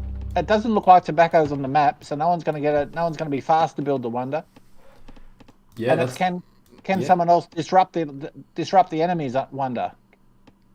Yeah, that's it. Like, can you get a archer or a heavy cavalry, heavy infantry, or whoever it might be? Well, cavalry would be nice, but I don't think that's going to happen. And yeah, like you said, it doesn't look like Tobacco's on the map, and that would be a huge spanner in the works if there was a wonder race and one team had Tobacco. But no, it looks like, and they're literally exactly opposites to each other too. So it's not going to be easy to raid the opponent. And I think it's just going to come down to who does the smartest build here. I mean, in your opinion, what is the best build order? Is it Commerce, Science, Age 2, and then Spam Wonder straight away? Or is there another build order that can get you there faster? I'm a Commerce Civ guy, but is Commerce Science faster? We might actually see it. Well, I think if you come in with the express intention of just getting Colossus up, in my opinion, I would normally go Science straight after Com and then go straight H2, because that precious food, 180 food or 180 for Mill or Civ, would delay your H2 too much. But on the flip side of that, you also need to have enough gold to obviously put Colossus down. So I'm thinking, I haven't really tested this, but I'm thinking the fastest build order would be Commerce, Science, H2, and then get your allies to spam you whatever you need to basically finish off the 200 resources of each. Surge looks like he's winning. He's slightly ahead. I'm just looking at the rares here. Meowz looks like they've got the better rares. They've got Silver there. They've got Relic, and they've got probably Horse. Oh my god! Be great. And Silk. So I think they've got slightly better rares here. Yep, I just got pointed out in the chat. Thank you, MK. You're a legend, and I'll pay you your fee later on. There is Tobacco here, so Where's the Tobacco? To the left-hand side of 92, purple. They do have Tobacco, and that could be a massive factor in this game. Oh, look at this though. Surge is going for Civic. So maybe what I just spoke about, maybe he does think that Civic is the fastest way, or maybe he has no intention of going Colossus. We'll find out. But so far, that would certainly not be necessarily the build order I think that is fastest. Although he hasn't put down a second city yet. Or has he? And No, he has, he's not going for Tobacco either. He's not going for Tobacco. Yeah. Yeah, you're right. He's already spamming merchants, but these are going towards Furs and Pappy, so certainly not in a rush. I think there's a couple of different options here, but none of them revolve around spamming Age 2 like in the quickest possible fashion, because the fact that he's built this second city already means that he has slowed himself down a little bit. The only thing I can think here is that he may potentially skip everything else and go for H2 and somehow get this Tobacco and build it. Or, oh, here we go. And this merchant, oh no, it's not going to Tobacco. Keep trying to predict Surge, but he's not doing anything I'm thinking he will yet. He just said the Effers have gems. So clearly Surge is not planning a Colossus-centric strategy at this point. Meanwhile, Momo's gone Civ 2. Momo's gone Civic as well. Okay. I'm a little bit surprised right now, to be honest. Where's Momo's second city though? That's the question. Is he building? He might build it up near Horse. Who knows? I don't know. Yeah, it does. It does look like he will. So, I guess the logic that Colossus will dictate everything. So far, neither team seems to agree with that. Surge is going for Tobacco now. Okay. 7 minutes 20. Okay, yep, I'm at 7 minutes 34, so we're about in sync, and let's have a quick look. I'm thinking part of Surge's strategy may have always been this. He doesn't need to rush it because he knows he has tobacco, and therefore he knows that he can effectively take that tobacco and win a Wonder Go Rush. ahead. Could be. He's going mill. And Momo is going up towards horse. Sort of. Let's have a quick look at the ruins. So I took my cat. They rushed me. ruins-wise, Meowz have better ruins, but TUF not too far behind. It's not huge in either favor. It's pretty even. Sorry, it's Wujian. Wujian is Inca. Not Momo. It's Wujian. It's Wujian and Surge. It is Wujian. Yeah, you are right. So yeah, we should probably correct that for the record. But yeah, at the moment, it does seem like Wujian's gone for Civic too. So He's doing a 3-city Greek. This is my strategy. I've been abused so many times. Who have we got here? Meowz is doing 3-city Greek. I've played this strategy, and I have let my teammates die, and I've never been thanked for it. I can tell you, all I get is constant abuse. yeah, that's it.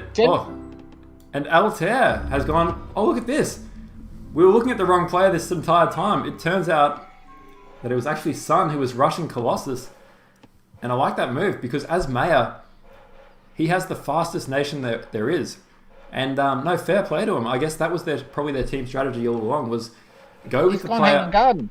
He's gone Hanging Garden. Oh, he's gone for Hanging Gardens. Oh my God. All right, I take it all back. I'm still, guys, what? Does no one care about the threat of Colossus here? You're going to lose the game if someone builds it. That's pretty much what I'm trying to say. All right, it looks like neither team is interested. Maybe they have a truce, like Colossus is not allowed. You know how some teams, you play some games, no rush until 20-minute mark? No nukes. No nukes. Yeah, no nukes. Yeah, no nukes here. But I feel like there's like a no Colossus rule because, guys, you've got Colossus available. You've got 2 Inca players. Everyone knows how OP Colossus is. And like neither one seems interested. They're just like, okay, I'm going to sieve up. Well, here we go. Okay, looks like he's finally aging here. Or maybe we're going to see a wonder race, but with the power of tobacco, Surge is going to have the upper hand. Oh no, this is a trap. He set a trap for Wujian. Is he going to put down a Colossus? Oh, he doesn't even have the gold, so he needs to mine for a bit. But this is perfect situation for Surge if he wants to do it. He can effectively sit back and say, hey, you guys build Colossus all you want. We're not interested. They'll start building it. Wait for it to build about 10%, and then he can basically put all his citizens on and finish it well before. Look at this. The trap has been set. Woojin saying in the chat, I'll go Colo. It's a trap, Woojin. It's a trap. Oh. Meowz has got 6 scholars. He's got 3 unis. He's done a 3-city Greek. Oh, wow. Meanwhile, yeah, Meowz. With diamonds. He's got diamonds. To use an expression, Meowz gives no Fs right now. He is going... This is a family-friendly podcast.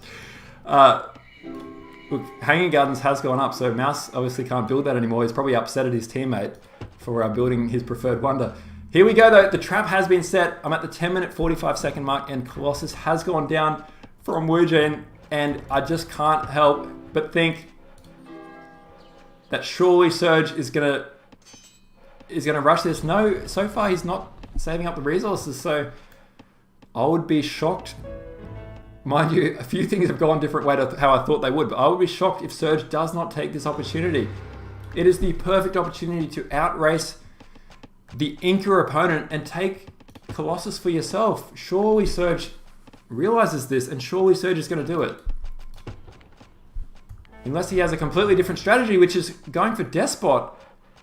Surge is going for Despot here, which I find quite a strange move because the fact is his teammate here who could potentially double with is going for Senator, but also he's quite slow because Sun has clearly invested this super fast Hanging Garden, so his Despot won't have the support that it normally would if he had an aggressive ally. There is zero interest, it seems, in going for another Colossus. Wow. Momo's going Despot. Well, here we go. Yeah, Momo is in fact... Yeah, he is going Despot here as Greeks. Interesting choice. So it's going to be Despot versus Despot. I mean, clearly Surge being Inca is going to have a better eco, but yeah, what's your thoughts? I think Jatin said the other day. Momo's gone despo virtually every game, and has been winning with it. Last game was an exception when he ran into Meowz. Yeah, we can see here, Sun has gone for Senator, but naturally he has the boom economy. Whereas, yeah, Momo has gone Despot, so it's Despot versus Despot here. I do feel like, you know, generally speaking, Inca will have the upper hand in the longer term, especially that they can spam more HCs.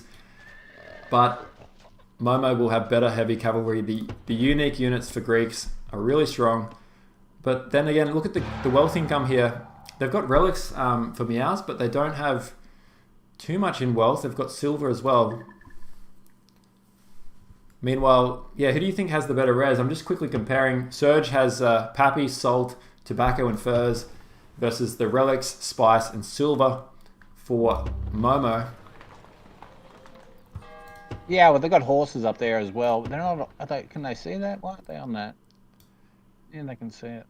And you can see that Mouse at the top here has he has sugar and diamonds as well, and furs, and dye as well. So like, I'd have to give a slight edge to the TUF guys, but I don't think this is a case where you could say you know, it's crazy imbalanced. They do have silver and relics, so a bit of equilibrium here as far as rares go. Very aggressive build order, straight to mill 2 here from Surge.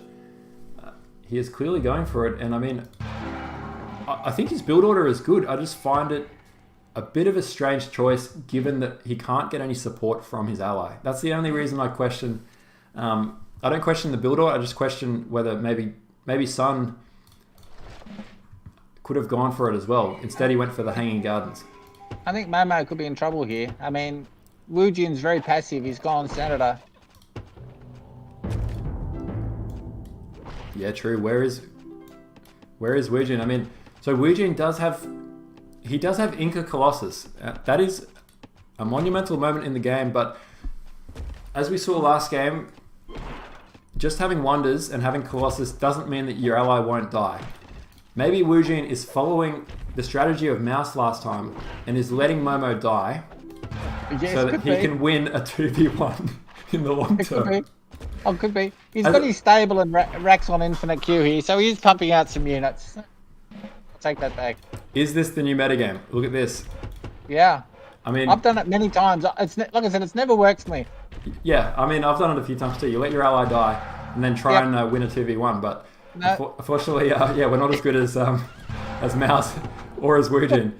So we'll soon find out. But look at this. This is huge, though. Inca is so powerful in this early game with those heavy cavalries. And you can see that they're recognizing the danger of this. This is going to be crucial, this defense. He's trying to get the bribe off. Oh, he loses the city, so he can't get a bribe. And these heavy cavalry are crushing right now. Surge's army is looking really strong.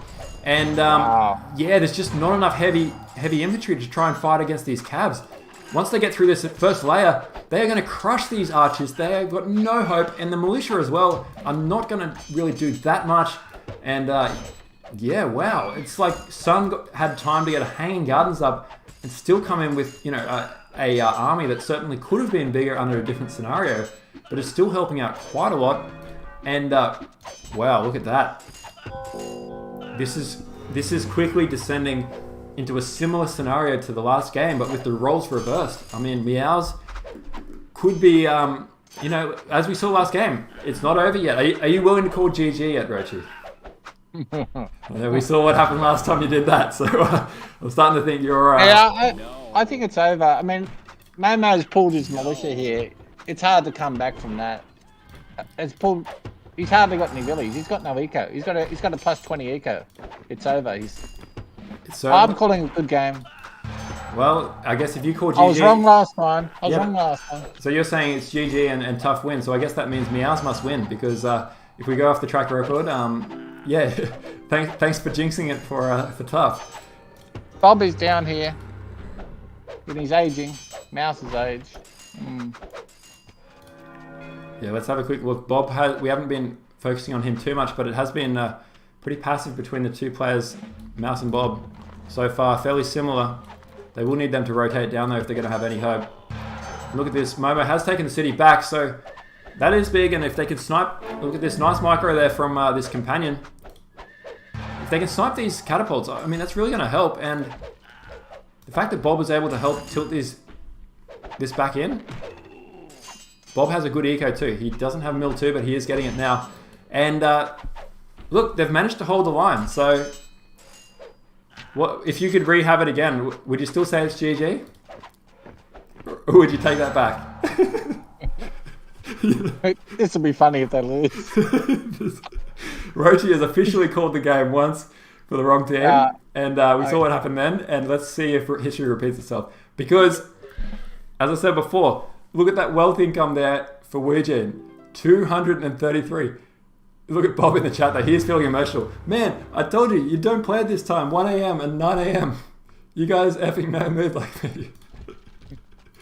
No, I think Bob needs to take a chill pill though and realize that his ally has the greatest nation wonder combination since I guess Greeks and Hanging Gardens. It's Colossus and Inca. It does not get any better than that. I'd say it's the best combo in the entire game.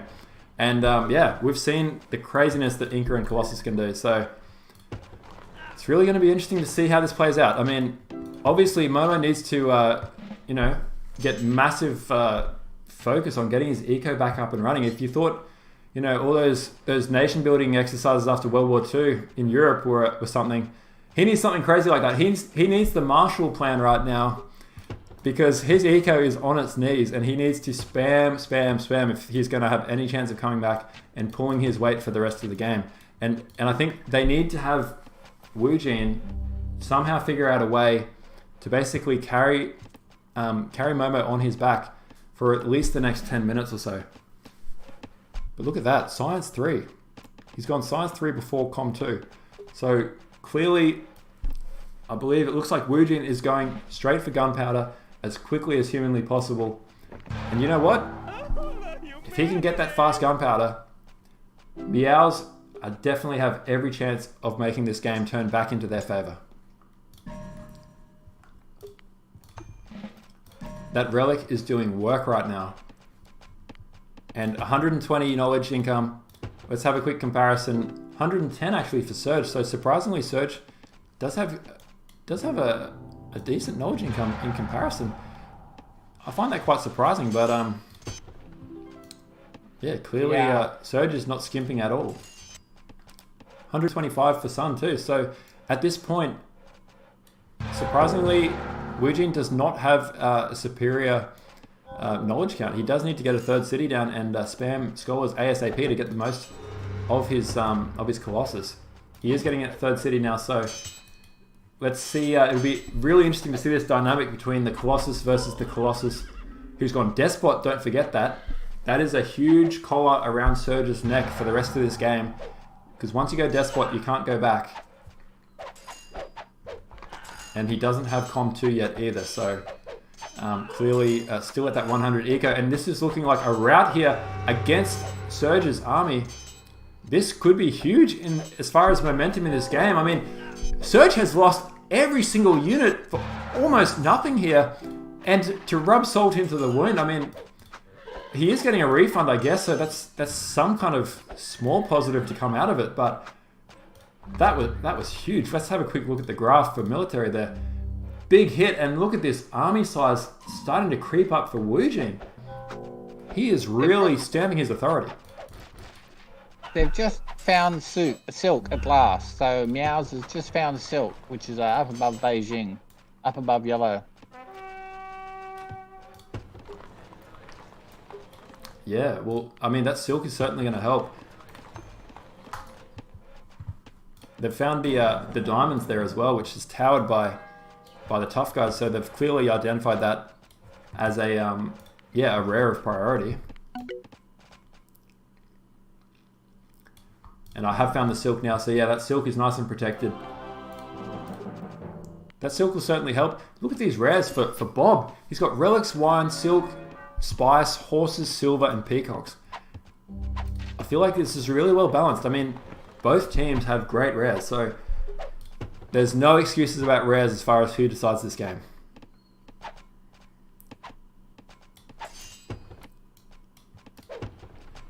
Meanwhile, we're seeing this game is starting to fall into a bit of a a no man's land kind of, yeah, calm before the storm. Obviously, both teams made big moves early on, but the fact that Meowz were able to stabilize here has meant Momo has been busily working to try and get his eco back up.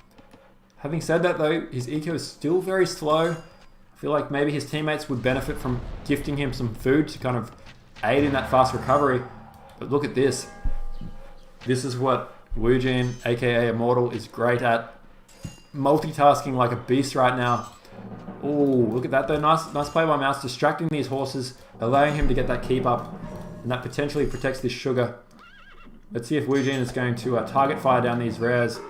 Oh, look at that. Taking out Meowz's merchant. Frustrating, but for Meowz, probably not a big deal because he does have a market just there. Look at that. Already rebuilding it. Would be better off taking out perhaps this sugar merchant for Dangerous Sun or for Surge because they do have a lot further to walk and they may not realize it until it's too late. Let's have a quick comparison though. Surge versus the eco of his Inca opponent, Woojin. They're both the tier 2 players here, and this is a tier 2, 3, 4 matchup. So clearly they have most of the responsibility for their teams. 150 eco roughly plus 200 wealth versus about 150, 200, 285 there for Woojin. And he hasn't quite maxed out. So clearly that Colossus having a huge effect.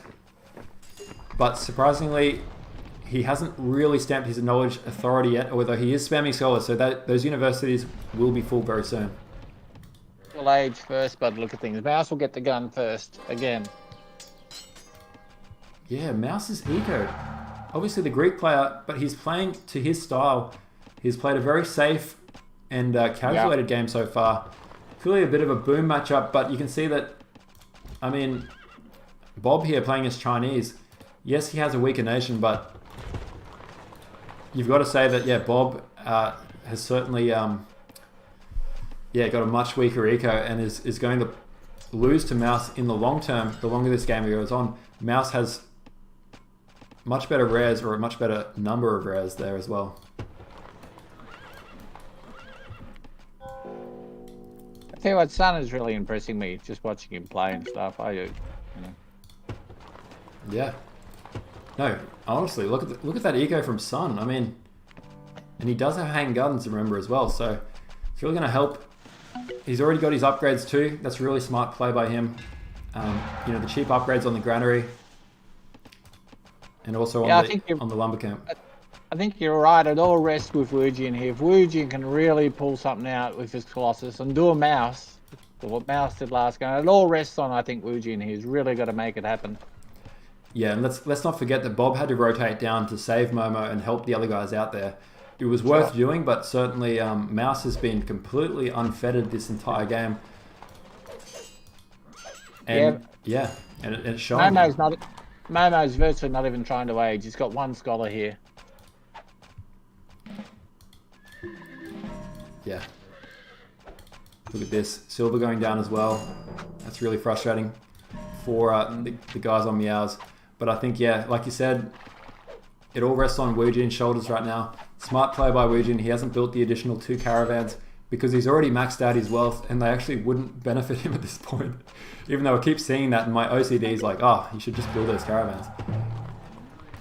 Probably would be worth it for the next commerce, I guess. All right, let's have a quick check of the tech because it's going to come down to tech here. 900 knowledge is what Woojin needs to age, so he's about 480, 400 more needed. Meanwhile, Surge still has a little bit to go.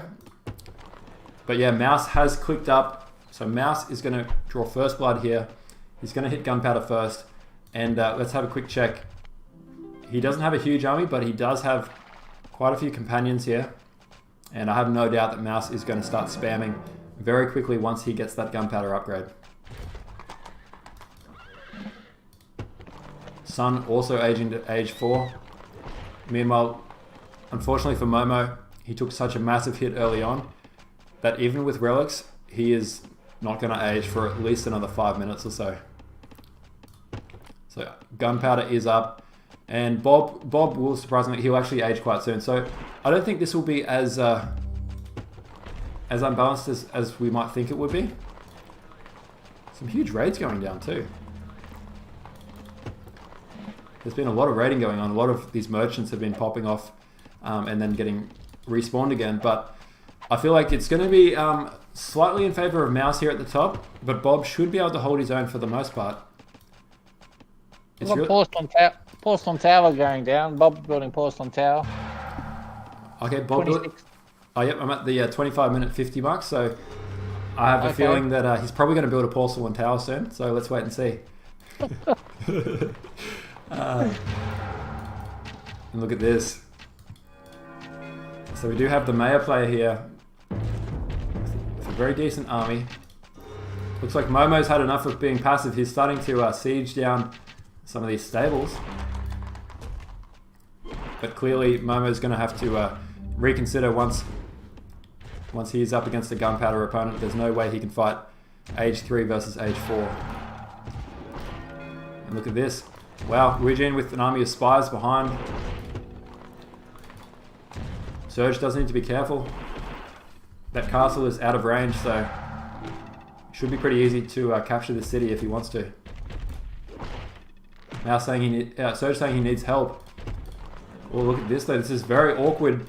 Very, very awkward for Sun. He's tempted to just cut straight across here in full vision of his opponent. He's just going to walk across. Certainly beats the prospect of walking through that thin passageway behind his city. So knows that his opponents can see it, but says, okay, I'm just going to do it anyway. There's nothing you can do to stop me. And yeah, you can see Porcelain Tower here going down for Bob. So I think that's probably the right move. Certainly Porcelain Tower is going to be a huge help if Meowz are going to win this in the long game, to help counteract the natural boom style of Meowz. Yeah, well, it's really going to help with relics, right? So they get whatever it is, you get 100 or something out of relics, you know. Very true. Knowledge. Yeah, oh, it's massive. Just a shame that he's not Nubians, but yeah, it's still going to be very, very helpful the longer this game goes on. And it looks like they are going to go in here. They probably don't know that. I think this looks like it's going to be a successful defense from TUF. But it's certainly not clear cut. There's a lot of units on both sides. He does capture the city. He gets 175 food. And wow, just sheer unit numbers there. Look at that from Wujin. I guess that Colossus army was deceptively large. There were a heap of units stacked into a small space there. And wow, first blood to Meowz. And with these bombards, they can just chop down this castle quick smart and start to march his way across. This could set into a chain of events which may have dire consequences for the whole team here of TUF. I mean, what's Meowz going to do? He looks a bit frazzled. He is walking through enemy territory thinking, I want to help my allies, but yep, look at this. Bob already coming across, protecting his allies, so that is not going to be successful. Meanwhile, this castle is going to go down, and Surge's eco, remember, it's not that great. It's only a despot eco, so he's only got 150 of each. Meanwhile, Wujin has 200 across the board, 299. That is blinking. That is like Las Vegas right there. So we're going to quickly find out the power of Colossus and Inca. And it's just like when you get this much power, Wujin just needs to be careful. Don't make, don't abuse it. You need to be smart with this. Oh, look at this though. Smart play by Sun. He's only sent a small force across there to take out that capital. That is the capital of Momo. So, ooh, this is certainly going to attract the attention. And I just can't help but think Wujin might be perhaps stretching his luck to take on these two armies of Surge with just his one. This is huge. This battle could decide the entire game. Let's have a quick look at the unit counts. I mean, Surge does have a really solid army. It looks like Wujin, obviously he had a huge army before, but it's getting crushed right now. And this could well decide the entire game. Oh, look at this. Wujin is just getting decimated by the double from both Sun and from Surge. And I just can't help but think that was just not an engagement that he should have taken. Should have at least somehow tried to wait so that his ally, Momo, could have helped him out there. I know Momo's still struggling a bit, but every unit would have helped there and would have countered.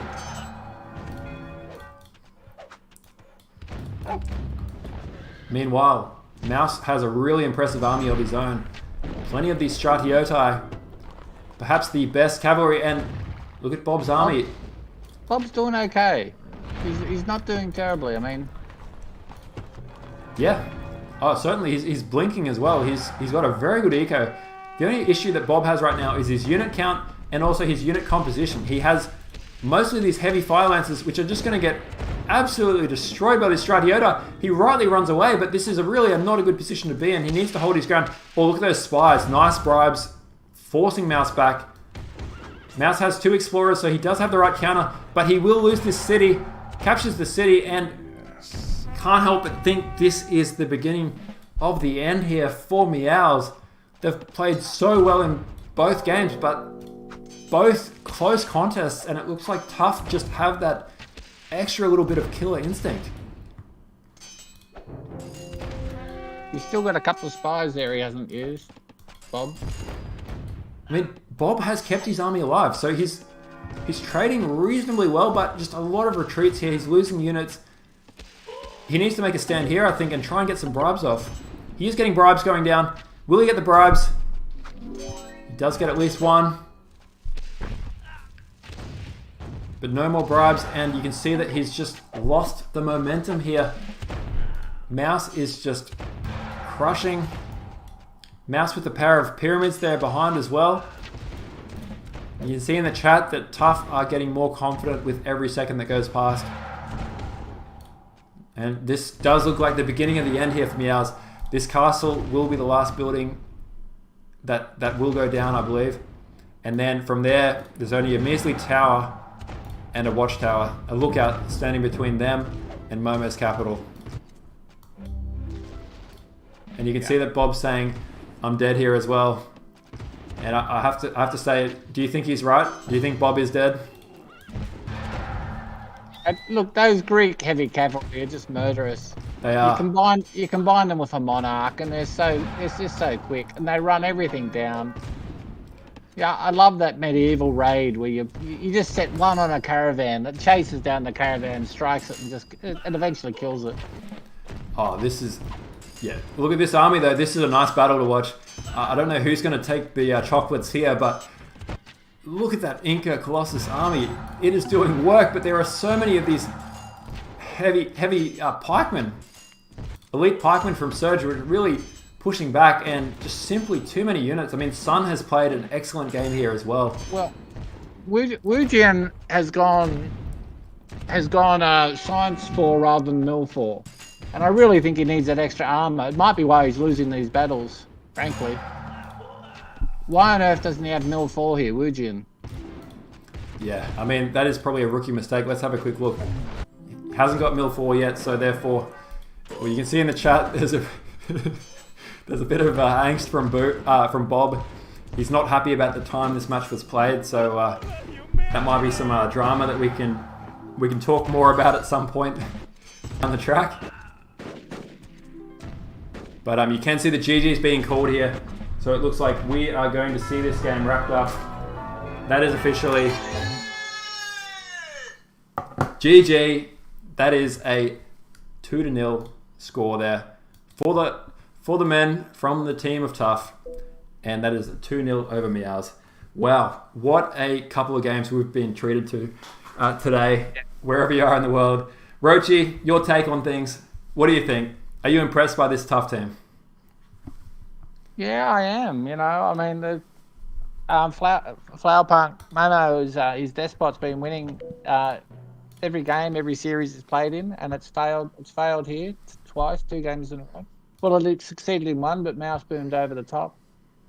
Yeah. Yeah.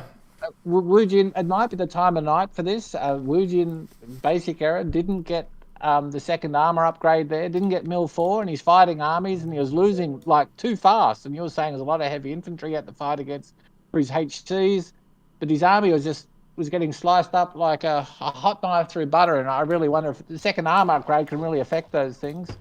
Yeah, I would agree, and he's got Science 4 before going Mill 4 as well. So yeah, clearly not prioritizing, going for those tech choices, not going for the armor choices. In a case where he's essentially somewhat doing a 2v1 and needs to win those decisive battles. You only get one battle, and we saw it when that battle went down here. He thought that was his time, but I guess probably the lesson to learn here is this game, Rise of Nations, it's a game of patience. it's no coincidence that the channel is called Rise of Patience, because sometimes you have to be incredibly patient, especially when you're the Colossus player and the weight of the world is on your shoulders. You need to be there and wait and wait and wait until you get that armor advantage, till you get that army advantage, and then send them all in one foul swoop and try and deliver a knockout punch against two opponents. And I just feel like he just wasn't patient enough in that moment. He wanted to go for it. Perhaps he thought he had the advantage and he didn't, but obviously he needed to make something happen because it was always going to be a tough ask. But yeah, I can't help but agree with you there, Rochi. I think expert analysis by yourself, waiting a little bit longer, trying to prioritize that armor upgrade was probably his best chance and best hope of getting that blow. To win those battles, if he could have forced that back, if after he took that front city there, if he could have forced them back and started rolling them backwards, that would have bought Momo some time to rebuild, get the gunpowder, etc., etc.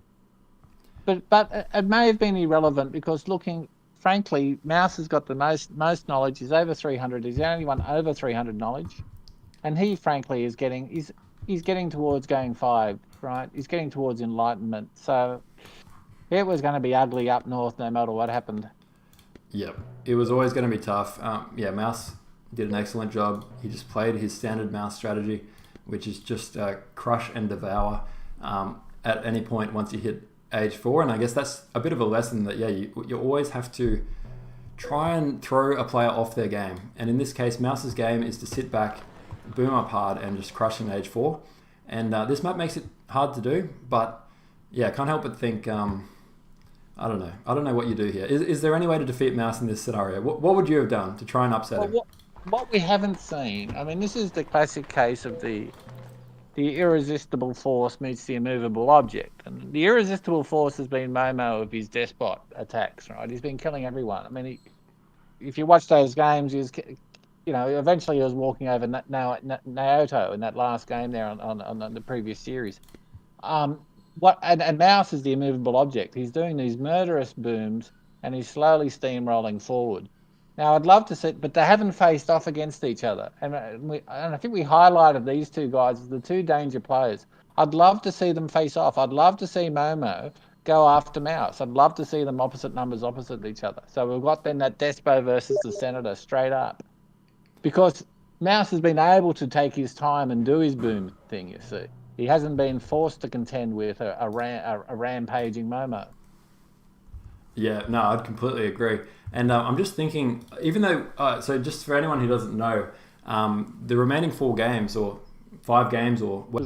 He was rolled 2v1. I mean, they're just a little bit slow. And Surge, no wonder Inca Surge just came in hard. And yeah, he played well. He came in hard for Despo. And yeah, they took that city. Momo had to pull all his villies to hang on. And he never recovered in a sense. Anyway. Yeah. No, I'd have to agree with that. And so, yeah, as I said, guys, if there's anyone in the chat, thanks everyone for tuning in. It's been awesome seeing your feedback and, yeah, reading the chat along the way and sharing in the excitement. Yeah, really, really good couple of games. At no point I felt like it was clear cut who was going to win until that final battle. It always seemed like TUF kind of edged this one out early and they kept their advantage. But, yeah, certainly in that game 1, that was an incredible game, and yeah, we'll have to go back and get a quote from you, Rochi, as far as when the game was officially called for Meowz. Can't help but think Meowz must be kicking themselves after that game. But full credit to Meowz, not Meowz. He did very, very well. I'm sympathetic to these guys playing at 1 a.m. and because I was just in, as I was telling you, I was in South Africa and I played a couple of 4 a.m. games and 3 a.m. and I'll tell you what, it's tough. I mean, you're just not yourself. And if you're tired and whatever else, you've got to be on top of your game to play to play this, you know. You can't play this game tired. Yeah, exactly. Yeah, I think that's definitely a good point. I just checked, Bob just said in the private chat to me that, yeah, he's keen to come on next after the remaining games have been played so that he can do the winners post-match interview. So I'm just kidding. He actually didn't say winners, but honestly, I do think that I'm really excited to see what's going to happen these last 4 games because it's if one thing is not obvious, it's that the one thing that is obvious to me is that these teams are incredibly well balanced with each other. They both have unique strengths and weaknesses, and they both have the ability to win on any given Sunday. So being a best of 7, the advantage, of course, is the fact that Meowz can choose the next map again. So they might look at these nations that TUF have chosen and say, okay, you guys have chosen Maya. Or actually, there's not that many I can think of, but there's maps that they can pick that they know that TUF can't choose those nations again. So they might try and use that to their advantage. But yeah, we'll just have to wait and see. So I think, on that note, is there anything else you wanted to add, Rochi? Because I think we might just wrap this up and, call it an end for part 1. No, I think I want to see more. I don't think we've seen the best of Meowz. I think they've been a little bit, let's just say, a little bit tired, a little bit unlucky. Yep, no, I would have to agree. So I think Meowz definitely have more to show us. Let's wait and see what the next game will bring.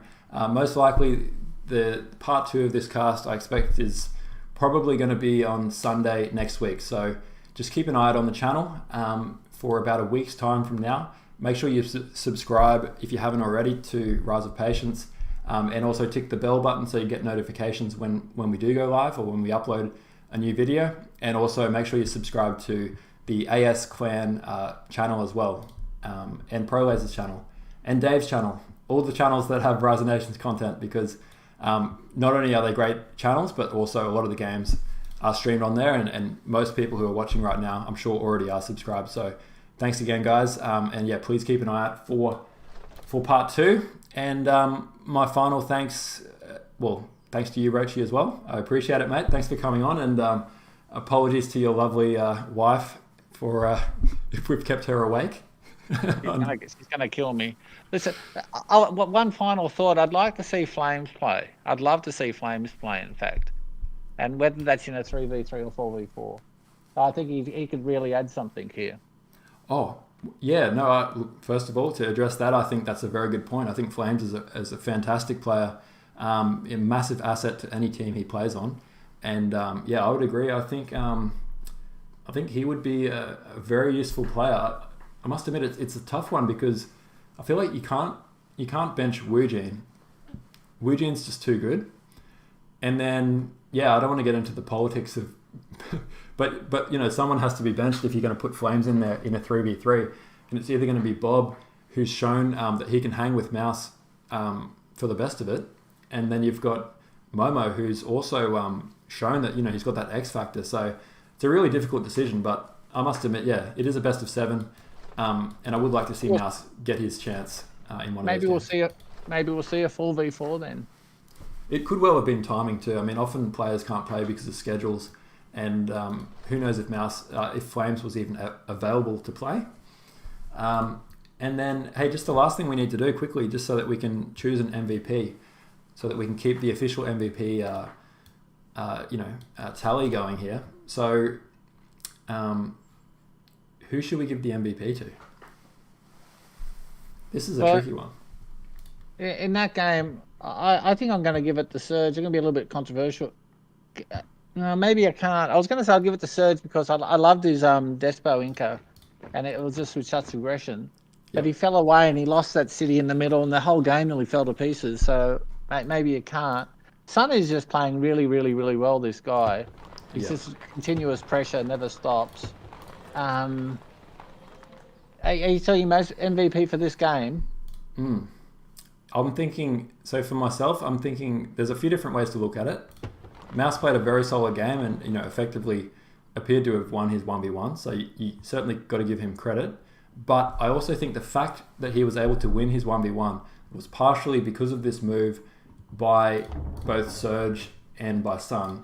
And I think the chief architect of that attack, which really set the entire balance of the game into the favor of TUF, was the mastermind of that was Surge. So I think I have to agree with you, and we have to give the MVP to Surge here. And you could argue Bob had to come down, so they only got that city back when Bob came down, and that sort of slowed Bob down. And if he didn't have to do that, he might have been able to hold off Meowz a bit longer. Yep, I agree. I think that really forced the momentum outside of their favor, and I think Sun is a very, very close. I don't want to say close second in both games for MVP. So yeah, Sun's played exceptionally well. Obviously, it's subjective. I'm sure a lot of people out there in the chat may think Sun should be MVP. They may think Meowz should be MVP, and yeah, I think Woojin played pretty well too. But obviously, his team didn't get up, so it would be a bit controversial to give him MVP. No. He's not the lacking. I mean, I love Woojin. I've been playing with him for years, and great guy. But the lack of Mill 4 in those big battles I think is to a certain degree cost him those big battles. Yep, I would agree with that. And yeah, obviously that was probably the one thing that he could have done. Bob said in the chat, I'll give Meowz MVP for his schedule.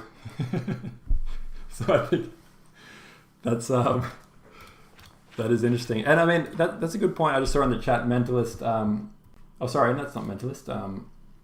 I believe it's BitPhoenix. Oh, sorry, it might be Immaculate. Either BitPhoenix or Immaculate said that, about Colossus Inca and how strong that is, and normally how that team can't lose. And this is a classic example where, for the first 5-10 minutes of this game, I kept saying, Inca Colossus, and Surge just had no intention at any point of doing that. He was always focused on going Despot and just going for a quick kill on the city. And I think, to be honest, that caught everyone by surprise. If you were Momo in this position, I don't think you would expect that, because Inca is just classically not a nation you associate with aggression, especially in H2, especially such an early time in the game. And he knew that Sun had gone for a fast hanging gardens. So I'm sure, it was probably a masterstroke by Surge in hindsight. But yeah, a pretty fascinating dynamic there between the two Inca players. One going for that Colossus and one not caring and just going for Despot. Yep. All right, I think that's just about it. Any final comments from you, Rochi? No. I want to see the Momo versus Meowz matchup. I want to see him go head to head. Yep, that will be a good game. I think Meowz won't be able to play his normal boom game if he's up against Momo, because there's no way Momo will let him do that. So let's keep an eye out for that. Hopefully we do get to see that matchup. But aside from that, I'd just like to most of all say thank you to everyone who's tuned in wherever you are right now. Thank you guys. We can only do this from the community that's out there, the amazing Rise of Nations community from all corners of the globe. So thank you guys for tuning in, and for anyone who's watching this after the fact, we really appreciate you guys. And also, I'd just like to quickly as well say a quick thank you as well to everyone who donated, including yourself, Rochi. So donating to the prize pool is a huge help to us. How much did you donate again, Rochi? It was a heap of money. So whatever. It's a pleasure, and I've got a lot out of this game, and so it's very, very generous, and obviously. And then also just a quick shout out to Simba as well. So Simba, we already hit our goal of $1,000, but Simba donated an additional $100 yesterday. So a massive shout out to Simba. We already hit our goal, and yet you still donated $100. That's craziness, but it's so generous of you. So thank you guys to everyone who's donated so far. You all know who you are, and I'm sure we'll do a special thank you when we get closer to the finals. But we've got 1,100 now raised of $1,000 goal. 100% of the proceeds are going back to the players to support this tournament. So thanks again, guys. Appreciate the community tuning in, and no doubt we will talk to you all soon. All right. Thank you. And with that, I'll say good night. Thanks, guys.